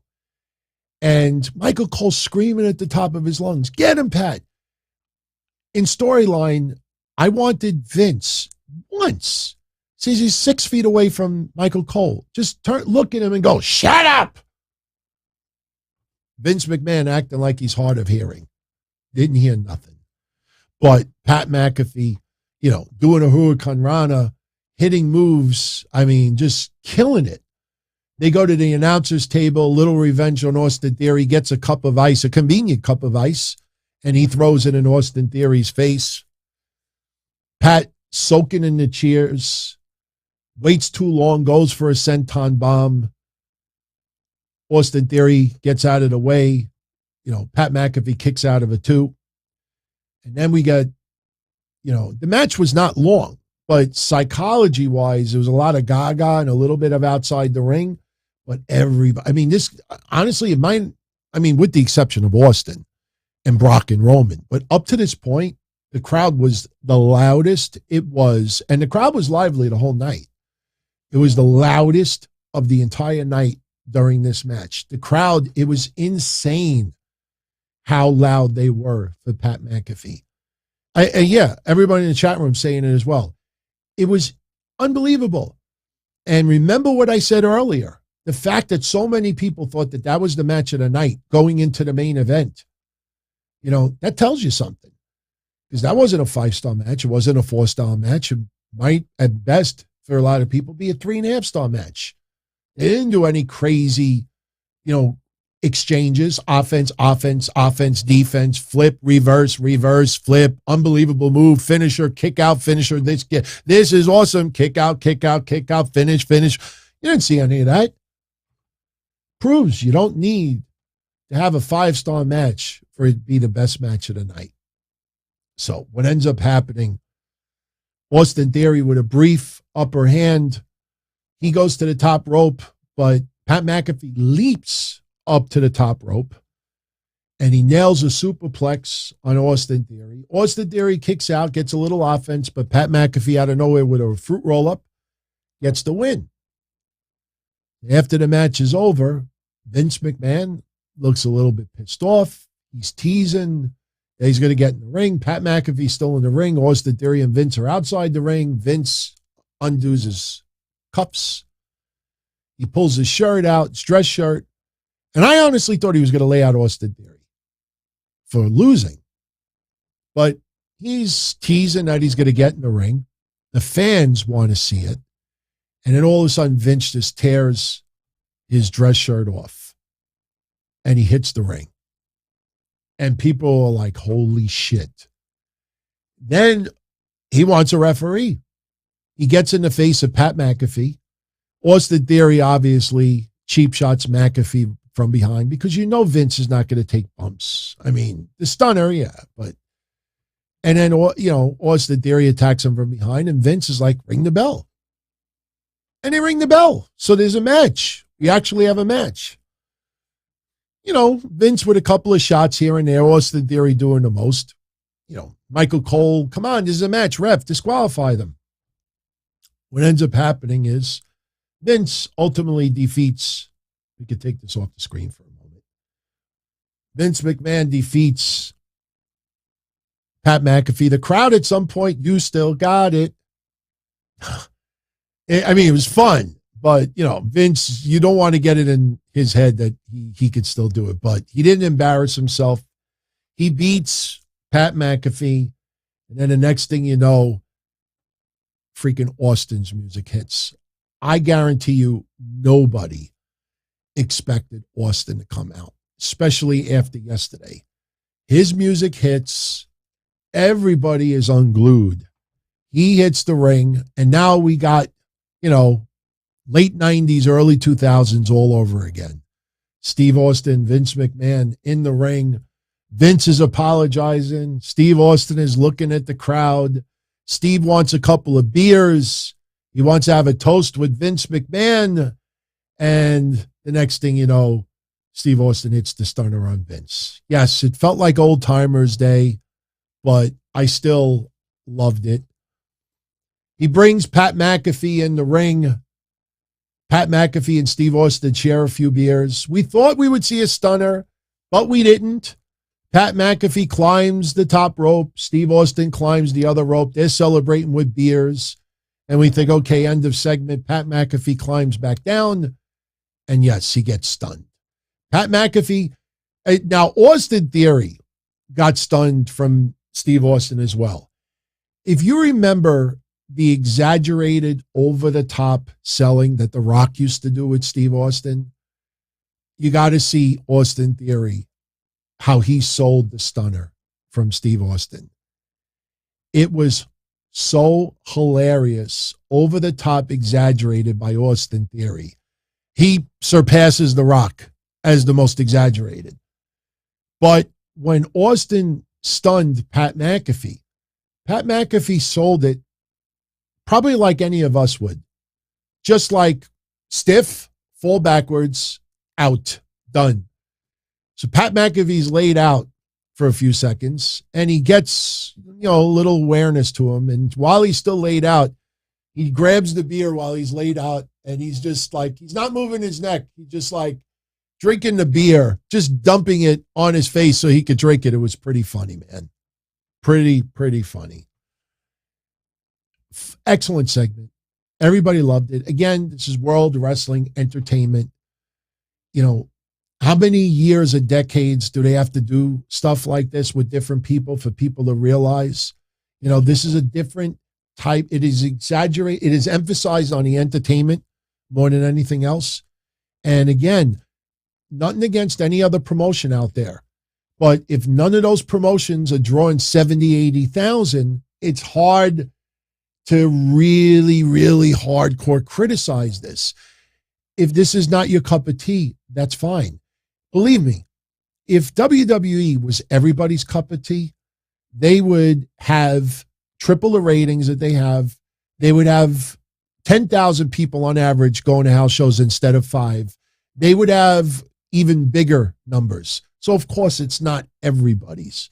But for the entertainment value, you got to admit, they do try to maximize it. Problem is, 2 days, you're talking 10, 11 hours worth of content, maybe more, because the pre-show started at 6. We were done almost at midnight, so we were probably at 12 hours of WWE content in the last 2 days. So we go now to the main. And I think this disappointed some people. And I'm not just talking about the outcome. Brock, with the ponytail, which a lot of people, are not used to. I think, obviously he looks great. Roman Reigns, and by the way, if you didn't see it, before the actual event during the pre-show, they had a segment with Roman Reigns at a gym, the House of Athlete. I believe it's in Florida. And Roman Reigns talking about lifting weights. In fact, you'd be surprised how much he talked about lifting weights and specific moves that you do with the weights. And he's about the dumbbells and this and that. And he's saying, like, for a lot of wrestlers, the weights in the gym doesn't reflect what they do in the ring. For him, it's everything. You got to go out of your way and see that segment because it really was strong. In fact, I was shocked that they did not repeat that more than once. You got to go out of your way and see it. I'm sure somebody online has posted it by now. This match, I honestly think we expected it to go a little bit longer. It told a great story. Don't get me wrong. I mean, Paul Heyman comes out. Roman Reigns, Usos come out. Brock Lesnar comes out. Brock Lesnar smiling, laughing, having a great time. Maybe having too good of a time. Paul Heyman grabs the mic. He introduces Roman Reigns, the goat that slays the beast. Then the announcer is about to announce Brock Lesnar. Brock grabs the mic and he says, I'm the cowboy ass kicker that's going to kick your ass tonight. And he does his own intro so everybody could go with him. Brock Lesnar. So right off the bat, Brock with 3 immediate suplexes tosses Roman Reigns out of the ring. We get a funny confrontation with Paul Heyman. Brock is, walking slow towards Paul Heyman, and Paul Heyman screaming at the top of his lungs, "Oh my God, I love you. Please take me back. Please, it was Roman's idea. I love you. I love you." But meanwhile, it was all a distraction. So out of nowhere, Roman Reigns spears Brock through the barricade. We thought for a minute that Roman Reigns may have hit his head. They get back in the ring. Roman is in first. Brock gets in a 9 count. We get a spear by Roman Reigns, followed by 2 Superman punches. Brock is in a little bit of a daze, but he is laughing his ass off. And the announcers are pointing it out like he's laughing. Roman charges Brock Lesnar. He is greeted by 4 suplexes. So Brock is already given 7 suplexes to Roman Reigns. You feel that buzz in the air. Crowd is going nuts. Dueling chants. Let's go Roman Suplex City. Let's go Roman Suplex City. Roman gets the upper hand, goes for a spear, is greeted by an F5 for a 2 count. Then we get a referee bump. Roman with the belt shot to Brock Lesnar revives the referee. The referee counts to 2. Roman Reigns with a bulldog, which looked kind of sloppy, for another 2 count. Roman attempts another spear, but Brock immediately turns into the Kimura armbar submission.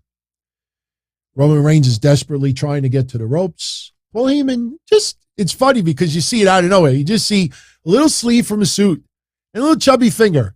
He just pushes the rope just a little, and Roman grabs the rope. The referee kind of acts like he didn't see it, but he forces Brock to break the hold.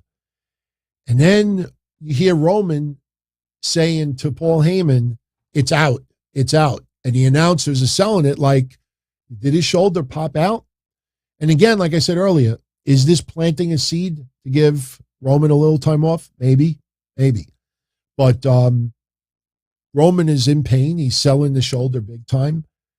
And then pretty much out of nowhere, Roman Reigns hits another spear and pins Brock Lesnar. I think a lot of people expected the match to go to longer. It felt very abrupt. I mean, we were looking at the time, and, it ended before midnight. And I think in a lot of people's minds, The Rock overshadowed it.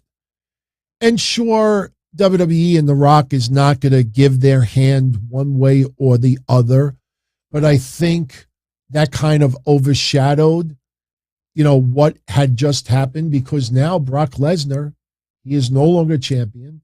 Roman Reigns is now the unified champion. We don't know if they are going to debut another belt or if Roman, I personally think Roman Reigns should just keep coming out with 2 belts. It just, you see this picture, and this was after Roman Reigns won. It just, walking around with 2 belts looks better than walking around with 1. You know, I mean, if they debut a beautiful looking unified title, then yeah, I think that'd be pretty cool. But now if you see on the screen, we get the credits, lower right-hand corner, WrestleMania, all rights reserved, blah, blah, blah, blah, blah.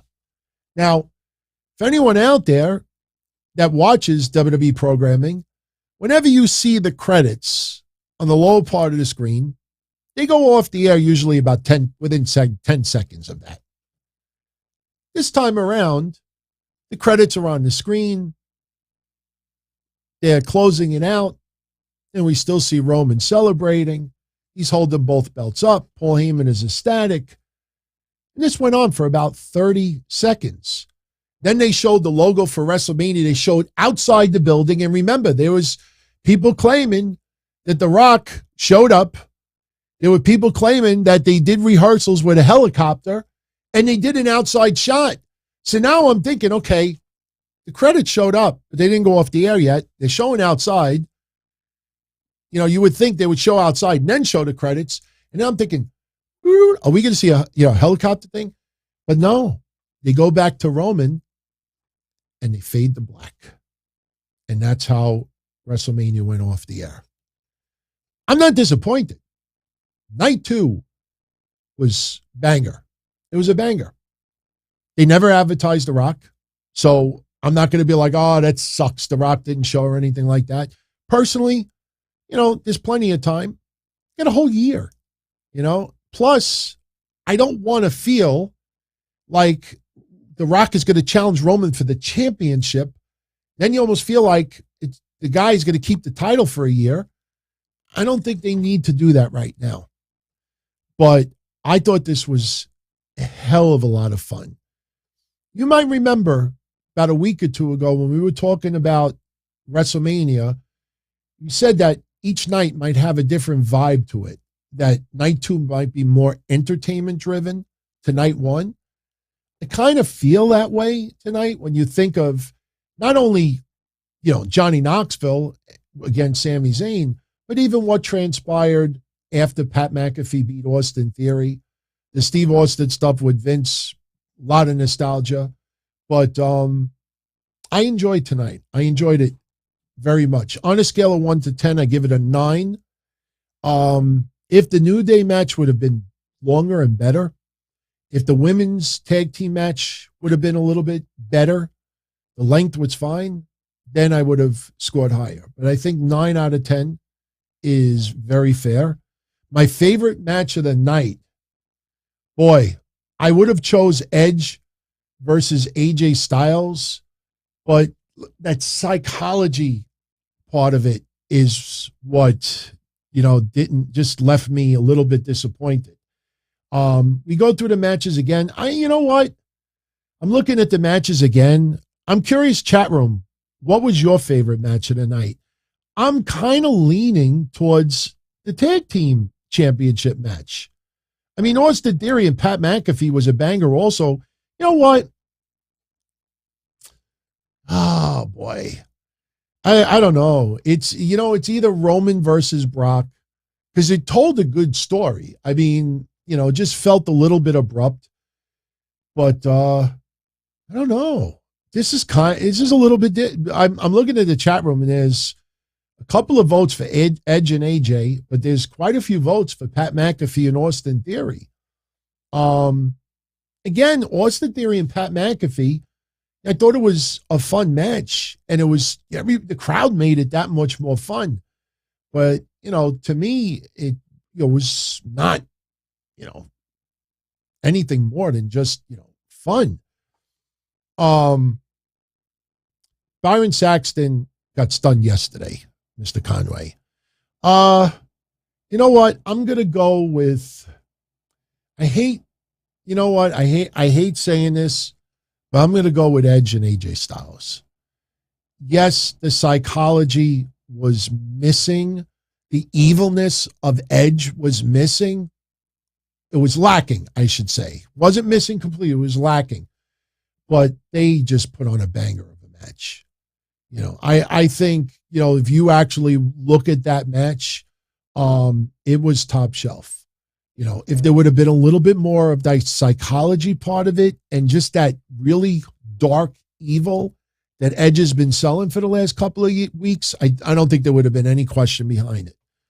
So, Charlie, go check out yesterday's WrestleMania recap. When I go like this, you'll hear us talk about everything. So, my least favorite match of the night was obviously New Day versus Sheamus and Ridge Holland.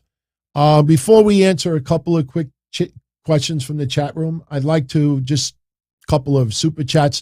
If you're going to post a question in the chat room, just put in capital letters question before whatever you write so it stands out, because a lot of you are chatting with each other, but don't do it just yet, because I would like to answer a couple of questions first. Play the high note. Yet another main event featuring Roman Reigns that sucks. My friend, that is your right. Not everybody likes Roman Reigns. There's no wrestler alive that gets 100% approval rating. I think, Roman Reigns, his run is, obviously, one of the greatest in recent memory. And he's been spectacular as the tribal chief. It just feels like we need a change somewhere. Hey, tomorrow's the Raw after Mania. Roman could show up tomorrow. He's a champion on both brands, technically. Maybe we get a big twist tomorrow. If it doesn't, maybe we get a big twist on SmackDown, the SmackDown after Mania. But right now, the big question is, who does he face next? And there's nobody that immediately comes to mind that like, yeah, that's the person. And I think that's the problem, in my opinion. James Campbell, do we see Pat McAfee getting a shot at full-time wrestling? No. His podcast, the amount of money that he makes from his podcast is sick. And he's also the top commentator in WWE, in a lot of people's opinion. So too much. You keep Pat McAfee for special occasions, once in a blue moon. Believe me, the less he wrestles, the bigger it feels when he does. I'm sure we will see Pat McAfee wrestle more than we have in the last couple of years, but no, I don't see him full-time. Not at all. No way. Christopher Bayerlin, Reigns should have won and went over to The Rock's mother and forced her to acknowledge him. That's good. Then The Rock coming out, setting up next year's match. If The Rock's mother, was she there? I didn't notice. Watching, I'm taking notes and preparing for the show. Originally, I thought it was going to be the four of us. So I literally just shut everything down yesterday and was just going to turn everything back on and poof, everything is ready to go. So I had to switch everything to a solo show tonight. So there was a little bit of work involved there. Was The Rock's mom? Okay, so they did. Okay, thank you. So they did show her. Yeah. The fact that they showed, I love that idea. I would have been, he should have went right at ringside in front of her face, even if it was during the match. The only thing, though, is it would have been too convenient that The Rock happened to be in the building as well. Who knows? Maybe there was something happened after the cameras went off the air. Maybe we're going to get some bonus footage, like after the match was over. Look at this disgusting act that Roman Reigns did. And as he's but the problem is he started walking up the rampway. So, yeah, that would have been great. Seriously, the more you think about that, all you do is get in her face. But then again, that's family. That's bloodline. Why would he want to embarrass her? You know what I mean? If they weren't related, that's different. I think that's the only argument with that why would he be upset at her? So I think that would be the only issue. Too bad The Rock wasn't related to Roman Reigns. Then he could have done that. And obviously, The Rock could show up this week, next week, to confront him. Don't you ever talk to my mother like that. And who knows, they can revisit that later on. Right now, I don't think that is in the cards. But Near is asking which match was better, Edge versus AJ or Cody versus Seth. Honestly, in my opinion, Cody Rhodes versus Seth Rollins. The match was spectacular. And believe me, I'm excited to see Cody in WWE. I said it yesterday, I'm not the biggest Cody Rhodes fan. I'm not going to suddenly love him because he's in WWE. I'm very curious to see what he does. I'm very curious to see if Brandy ends up doing anything. There's no question that Cody Rhodes has upped his game big time as a performer. You can't take that away from him. Whether you like him or not, the guy went toe-to-toe with Seth Rollins yesterday. And these two guys, it's not like that they have had a long-standing feud, because as you feud with someone and you have more matches, you look, when you always hear about, oh my God, Ric Flair, Ricky Steamboat, their matches were magic. Yeah, wrestle someone for 60 times, 100 times. Of course it's going to be magic. You probably would even know, hey, Ricky, Ricky, cover your mouth. Why? I didn't do anything yet. Like, Ric Flair would know what Ricky's going to do before Ricky would do it. You know what I mean? Like, Ricky would be like, oh, Rick, what'd you eat? I didn't do anything. Yeah, you have a history. Of course you're going to develop and gel. These two guys, what they did, impressive. Freaking impressive. King of Games. How do I think Steve Austin shows up tomorrow night? I don't think he does. I do not expect Steve Austin tomorrow night. We had him WrestleMania weekend. Leave it at that. Leave it at that. I know a lot of people, would love for it to continue this. Leave it like this. It's just, it was perfect. It was way beyond any of us could have ever imagined. I mean, it went from the Kevin Owens show to an actual match. Steve Austin taking suplexes on concrete. And it was awesome. It was awesome. Brought me back 20 years as a wrestling fan. It's sad. It's sad to realize how quickly the years fly by. 20. Just think about that. 20 years from now, I'm going to be considered a senior citizen. 20 years from now, from a lot of you out there, you're not going to be, that young either. No, Steve Austin does not show up tomorrow night. If he does, I'd be shocked beyond belief. Nick, Honor 19. He'd like to become a VIP channel member, but can't see a join button. Yeah, in the front of every video, there should be the word join. If not, in the description of the shows, any episode on my screen, if you look at the description, you'll see a link that I typed that says become a channel member, join, or it says become a member of the family. Just click that link and you can become a member of La Nostra Familia.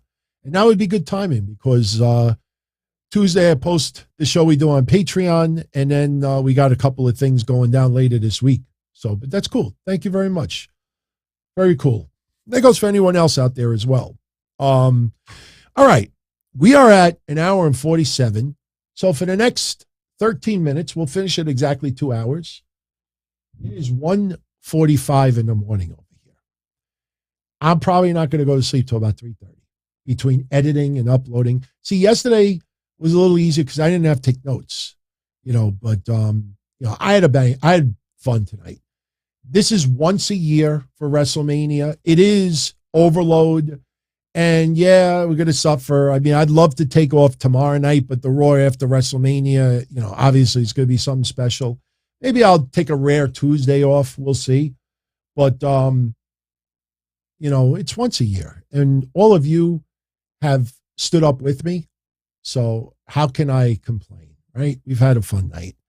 So, okay, Michael Gonzalez, where does the tag team division go on Raw next? Well, I've talked about 1 or 2 tag teams possibly coming up from NXT. I talked about, hey, maybe they're thinking about bringing Imperium to the main roster. They dropped the tag titles at Stand and Deliver. Maybe they come up. The Grizzled Young Veterans, maybe they're brought up. We could possibly see another makeshift tag team. Somebody could be moved from SmackDown to Raw. Anything is possible. But I think the best way to look at this is let's get through the next 7 days. Hell, for all we know, somebody could challenge RK Bro tomorrow and beat them. I mean, this week, the first Raw and SmackDown after Mania, you could expect some wild surprises. So I say let's get through this week first. I think we'll have a better idea as far as where we're going with this. What's next for Kevin Owens? I'm sure somebody will come out, make fun of him for losing to Steve Austin, and all that, hot air that you spewed, you lost, and that probably ends up with a instant feud, just like that. I think that probably would be the easiest way for them to go. Who knows? Could be him and Seth Rollins. Cody's going to be on Raw. I mean, look, I know that there's websites, we reported weeks ago that Cody was going to be on the Raw after WrestleMania. Yeah, well, you said possibly, but every week he might be at Raw. They penciled him in. They didn't pencil him in. I put a fucking banner up 5 weeks ago and said, the first Raw you see Cody is after WrestleMania. I wasn't breaking news. It was just common sense. Just common sense. You say it indirectly, and you kind of like play both sides of it. Of course, I could come on here and say, hey, Roman Reigns could show up on Raw. Maybe this week, maybe next week. And then he shows up on Raw in 2 weeks. See, I told you weeks ago he's good. So, Benjamin, any chance Cody is the one to end Roman's title reign? Sure. Cody Rhodes will be heavyweight champion. It's just a matter of time. I would be very surprised if they went with that so quickly, because Cody Rhodes, one of the things that was discussed with WWE is he wants to win a heavyweight championship. He wants to do what his dad always wanted to do. And I'm not saying it's going to happen in Madison Square Garden, but Cody will be champion. I just don't know when. I really don't think I would want to see it this fast. I think it would be way, way too fast. Somebody's got to confront Cody Rhodes. You're still new here, or you're not welcome here, or something like that, and have an instant feud like that. Could be Kevin Owens. I don't think anybody would have a problem with Kevin Owens versus Cody. So, Larry is asking if Braun Breaker is brought up soon. Should he go for Roman or Ricochet or Balor? He's not being brought up soon. I know people like to tease that shit online. It would be stupid. He has not had enough matches. He's in the middle of a storyline with Dolph Ziggler. Braun Breaker is the only person on that roster that should defeat Dolph Ziggler. So I know a lot of people, a lot of those people that said Braun Breaker is going to be brought up to the main roster in a matter of weeks are the same people that said Tony D'Angelo should be NXT heavyweight champion before he had 5 matches under his belt. Just because you hear people say that doesn't mean it's going to happen. And if they did bring him to the main roster, that would be way too soon. Way too soon. How's he going to leapfrog all these people? Nope. How excited will I be when Veer makes his entrance and there's a live reaction video made? I see the reaction of some fans when somebody wins a belt. They showed it with Bianca. They showed it with others. One side of me says, 3/4 of them are doing that over-the-top reaction, hoping to be seen on a WWE highlight reel. But then, the little kid in me says, hey, if you could get that excited still as an adult for some outcomes in wrestling, how could you make fun of that? So, the Veer I'm looking forward to. I'm sure it'll be a squash. Hey, who knows? Maybe we get Veer issue a challenge to Roman Reigns. Night 2 louder than night 1? Yeah, I think so. Charlie, I think so. I think the crowd tonight some points, the Pat McAfee, the Austin. I mean, Austin last night, they went unglued too. But I don't know. Maybe night one for Austin when he came out for Kevin Owens. But I also feel Pat McAfee tonight really gave him a run for his money. So, shout out to NBA DeCali with the super chat. Thank you very much, my friend. Been a fan of mine since Mixler days and the Lex Express Facebook page.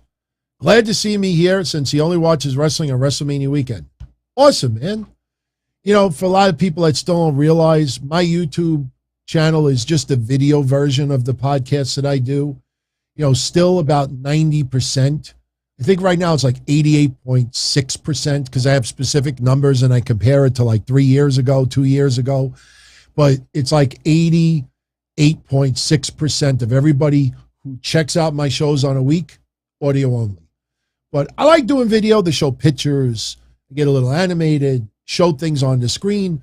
But one thing I've gone out of my way is to be very detailed, because one of the things I made a mistake 2 years ago, up until probably 6 months ago, is when I would show things on the screen, I would just say, hey, everybody, look at this.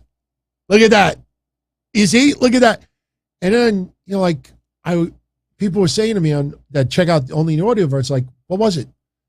What did you show? And I was like, fuck. That's on me. So I always try to describe everything that I show. I like doing the video. You know, I would never rid the audio. Believe me, if I got rid of the audio side, of course the numbers here would skyrocket. Not on the level of others, let's be honest. But I'm just having fun, and I thank you very much for hanging out tonight. I hope you enjoyed Mania as well. Thank you, NBA. Best Mania since 31. I know this is going to sound cliche. This weekend. Ask me that in a month, and we'll see what my answer is. Right now, I have to say this weekend, because we got a little of everything. We got a little of everything. And, you know, I've been a fan since 79, since I was a toddler, you know, preteen. And the Attitude Era, Monday Night Wars, Austin McMahon, Undertaker, you know, even seeing Triple H tonight, that's a lot of my younger years being a hardcore wrestling fan. So we had a little bit of everything. We had some great wrestling. We had some carny. We had some comedy. We had nostalgia. We had some good storylines. We had some history. We had everything. Anybody that complains, seriously, you know, are just complaining because, you know, for a lot of people, misery loves company. So another super chat coming in, and we're going to start bringing this home because it is late. Christopher Berlin, he's 30. Grew up watching wrestling with his dad. Last night was the first time he watched wrestling since Christopher was a kid, just to see Austin. And it was cool. WWE did its job. You know, I tell you, they obviously paid Steve Austin a lot of money to do this. And it took a lot of convincing, but understand too, Steve Austin is a Kevin Owens fan. And Kevin Owens is a big Steve Austin fan. Doing that stunner for the last couple of years was not just simply like, hey, I feel like doing this move. There is a huge amount of mutual respect there. And I'm sure for Steve Austin, if he was ever going to do something, he probably has a very, very short list of names, and Kevin Owens is one of them. So the fact that WWE finally convinced Steve Austin after all these years, the fact that Kevin Owens was the one to do it with, to me, the stars aligned. And if your dad had enjoyment yesterday, and you as well, and it was a special moment, couldn't ask for anything more. You know, all you need is that one moment, and you'll remember it for a lifetime. Sometimes those moments are not expected. You know, believe me, I could tell you just right off the bat, Hogan and The Rock, when they had their WrestleMania match, it was not hyped as much as you think, because what I always remember covering it on the podcast back then was when Hogan drove the 18-wheeler and they ran into like the Rock's vehicle, whatever it was. Like, we were all laughing. We were like, Hogan looks like a goof in that 18-wheeler. The storyline felt kind of dumb. I mean, there was some moments, when The Rock went backstage with the NWO, you're like, oh, NWO, and oh, Diesel, like mocking them. I mean, there was a couple of fun moments, but believe me, nobody ever envisioned Hogan and The Rock to be as entertaining and magical as it was. Jim Ross, Jerry Lawler, and that crowd just made it something unbelievable. Little moments like that, when they mutually turned opposite ways, can't beat it. Can't beat it. So, official official thump. I'm sorry. Thank you, by the way, for the super chat. Do I think Brock and Roman's feud is over now? It should be.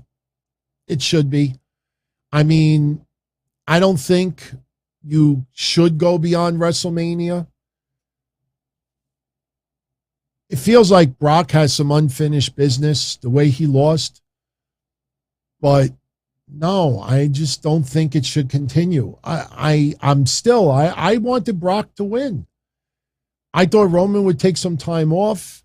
There's many new opponents that Brock could face compared to Roman Reigns, in my opinion, that, would be pretty interesting.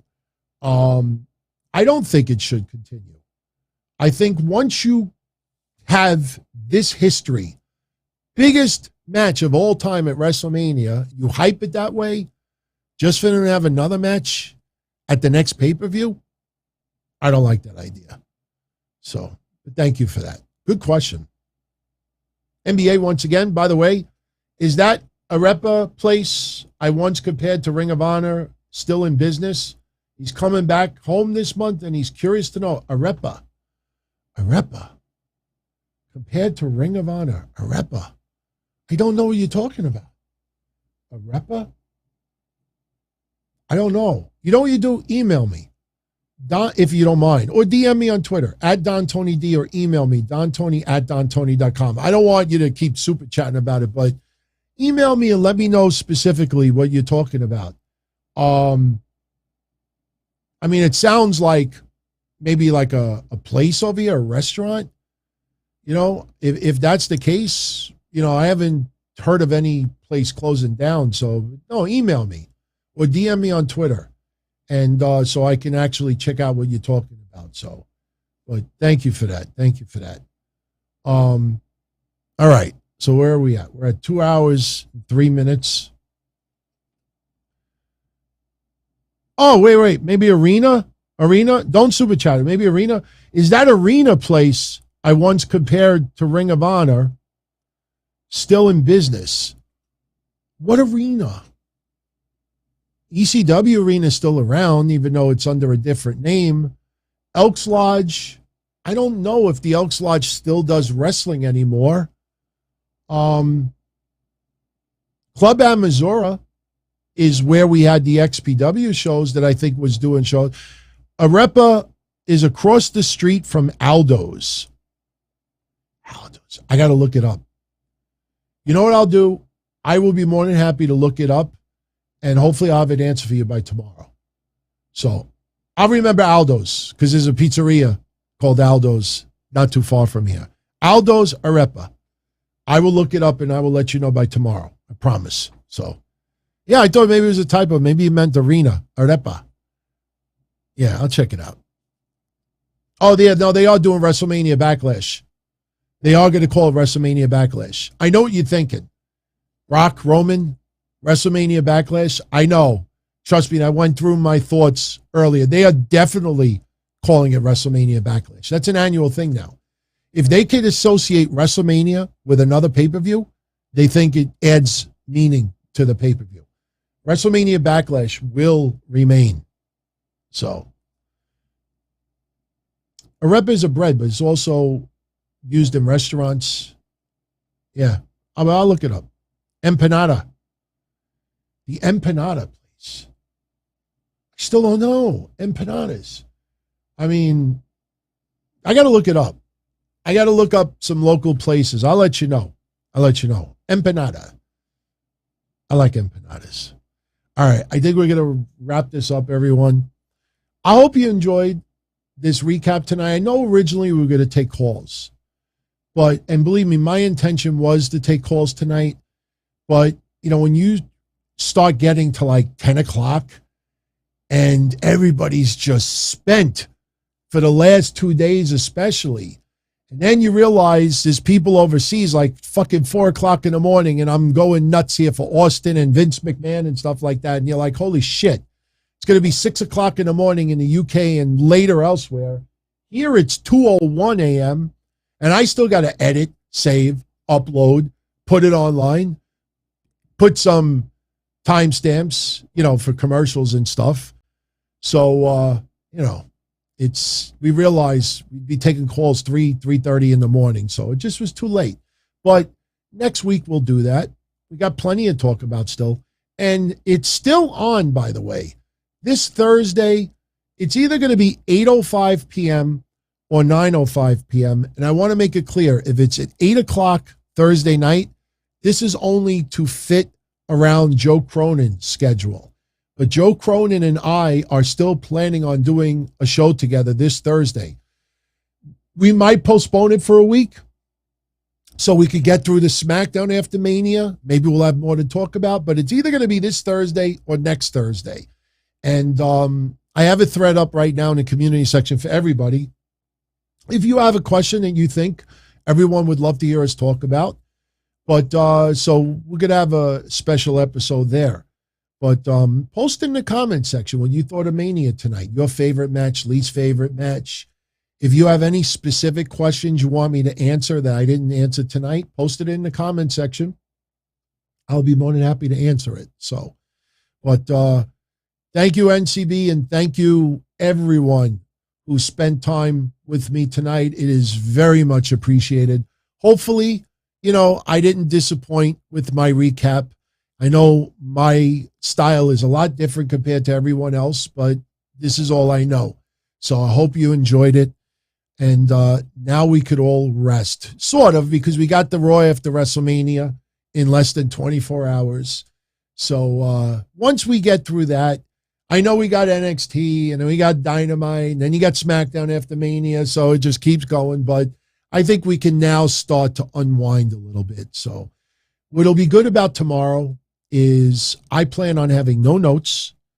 I plan on just talking about the Raw after Mania. I think we just react to what we see. We call it a night and we all get a good night's sleep. So yeah, Dynamite on Wednesday too. So, all right, everybody. If you enjoyed tonight's show, hit that like button on the way out. If you're not a member or a subscriber yet, consider doing so. And check out, by the way, even if you don't want to be a subscriber or member, check out the new video I recorded. I recorded it last week. I updated the video, like if you ever want to become a member. I think the video itself is kind of funny. It's like 6 minutes long. But if you want an idea as far as, what we do here and what we offer, plus I think people will enjoy it. Anyway, you all have a good night. Be well, stay safe, and I hope to see you in less than 24 hours. The Raw after WrestleMania. Night, everybody. As far back as I can remember, I always wanted to be a podcaster. For me to live any other way was nuts. To me, those goody-good people who worked shitty jobs for bum paychecks and took the subway to work every day and worried about their bills were dead. I mean, they were suckers. They had no balls. If I wanted something, I just took it. I ran everything. I paid the bills. I paid the host. I even paid the masked maniac. Everybody had their hands out. Everything was for the taking. We always called each other good fellas. You would always hear from somebody. You're gonna like Don Tony. He's all right. He's a good fella. He's one of us. But if you're part of my crew, nobody ever tells you they're gonna get rid of you. It doesn't happen that way. There weren't any arguments or curses like in the movies. See, your haters come with smiles. They come as your friends, the people who've claimed they care the most for your life.